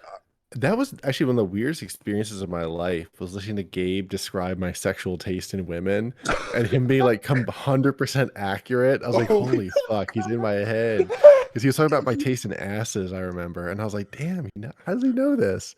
He was like Um, hyper specific. yeah. You never I told him mean, he just guessed from your vibe?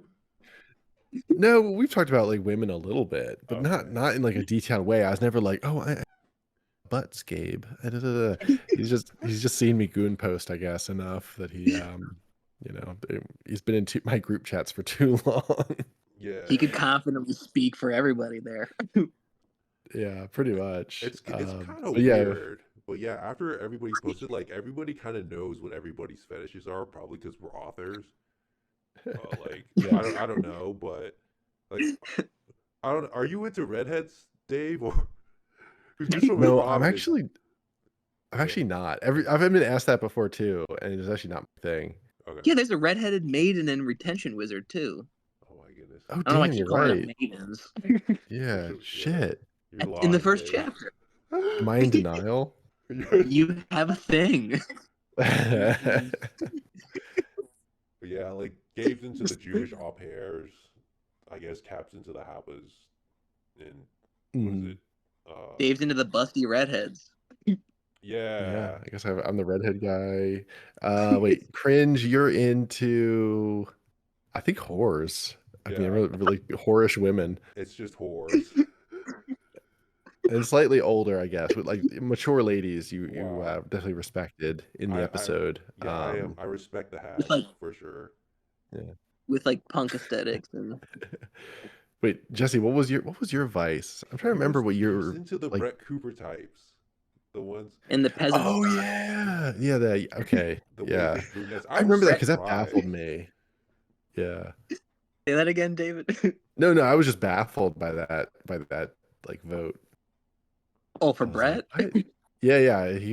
He's a Brett guy. What? Is, Yeah. It's either no. that or the peasant stock. So for her it was the face. I just I but think I think it's I'm with because you on peasant stock. Yeah. I think it's because like there's been so many memes about Brett Cooper being the female Ben Shapiro that I just can't sexualize Brett Cooper anymore. Like if somebody did tell me that, Same. like I would be probably down with Brett Cooper. But because people are like, oh, it's the male over the female Ben Shapiro, I'm like, fuck, they're right. I can't unsee it. well then Yeah, we had his it's like when, sister on. which one? Oh yeah, the sister. Yeah. Oh yeah, Ben's and both sister, the Brett real and her female ruined version. it. Yeah. Yeah. You know she's on Substack now. She doesn't. I checked. She doesn't do like her classically Abby anymore. She writes like mom shit on Substack now. She's trying to get in on our turf. What the fuck? Yeah. She There's can't big money stop. in mommy blogging. That's where the shit's at. That, and you know what else is big? If you want to get big on Substack, right? Boring fucking stat posts about demographics, about, oh hey, and like in an elite human capital way, of course, of like, oh hey, did you know like 10% of doctors in Madagascar are Indian, and 2% are Chinese, and 5% are blah, blah, blah, blah. Dude, the amount of like, is this funny tripping on these little, we're just like, damn, like fuckers really can't get enough of this shit. I've read that same article 10 times for sure. You Yeah. Yeah. like obsessed with Yeah, that gets shared way more than like any fiction that I've seen on there. Oh god, Yeah. yeah.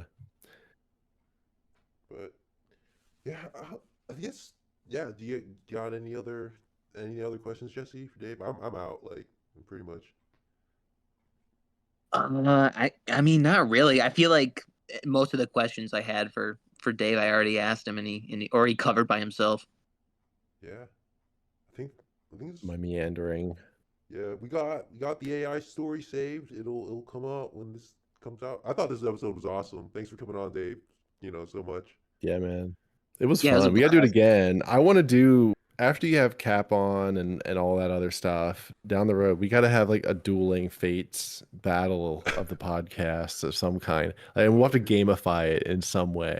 Okay. Yeah. Either AI or, it'd be fun. Do like, not Battleship, but something like Battleship. You know what I mean? Okay. Where like Oh, you have like a fog of war and you try to kill each other somehow. Like that would be maybe there's something there. yeah. We'll have to look some shit up. That'd be fun though. We'll just play. Yeah. We'll just play Overwatch and shoot each other in the butt. I don't know. Yeah. We'll just Make it- teabag each other. Yeah. But yeah. All right. This is it. Yeah. Thanks so much for coming on, Dave. We're gonna get Cap on next eventually. Not next, but yeah, as Jesse said, eventually we gotta complete the triple. We can't go without. But yeah, this signing off. So this is King Cringe. You know, hate spree. Read my Substack. It's all cool. Jesse. Yep, this has been Jesse Larkins. My book Soap Scum is out through Anxiety Press. You can get it on Amazon.com. Follow me on Twitter and Substack, all that good shit. Keep watching our great show. It's awesome. And Dave, sign off. Let's go. Yeah, this is Dave. Thank you guys for having me on. It was a lot of fun. Knew it would be. And happy Pride Month. Oh In yeah, honor that's of right. our story. Our story was super gay. It Yeah. ended gaily. Happy Pride Month, guys. Yeah. Very on Yeah, thanks brand. for Very on taking it in brand. the ass With a mechanical sissy cock. Yeah, for our this pod. is, you do this for all your guests. This is just me. You're special. Just you. You're special. We made this just for you. Uh,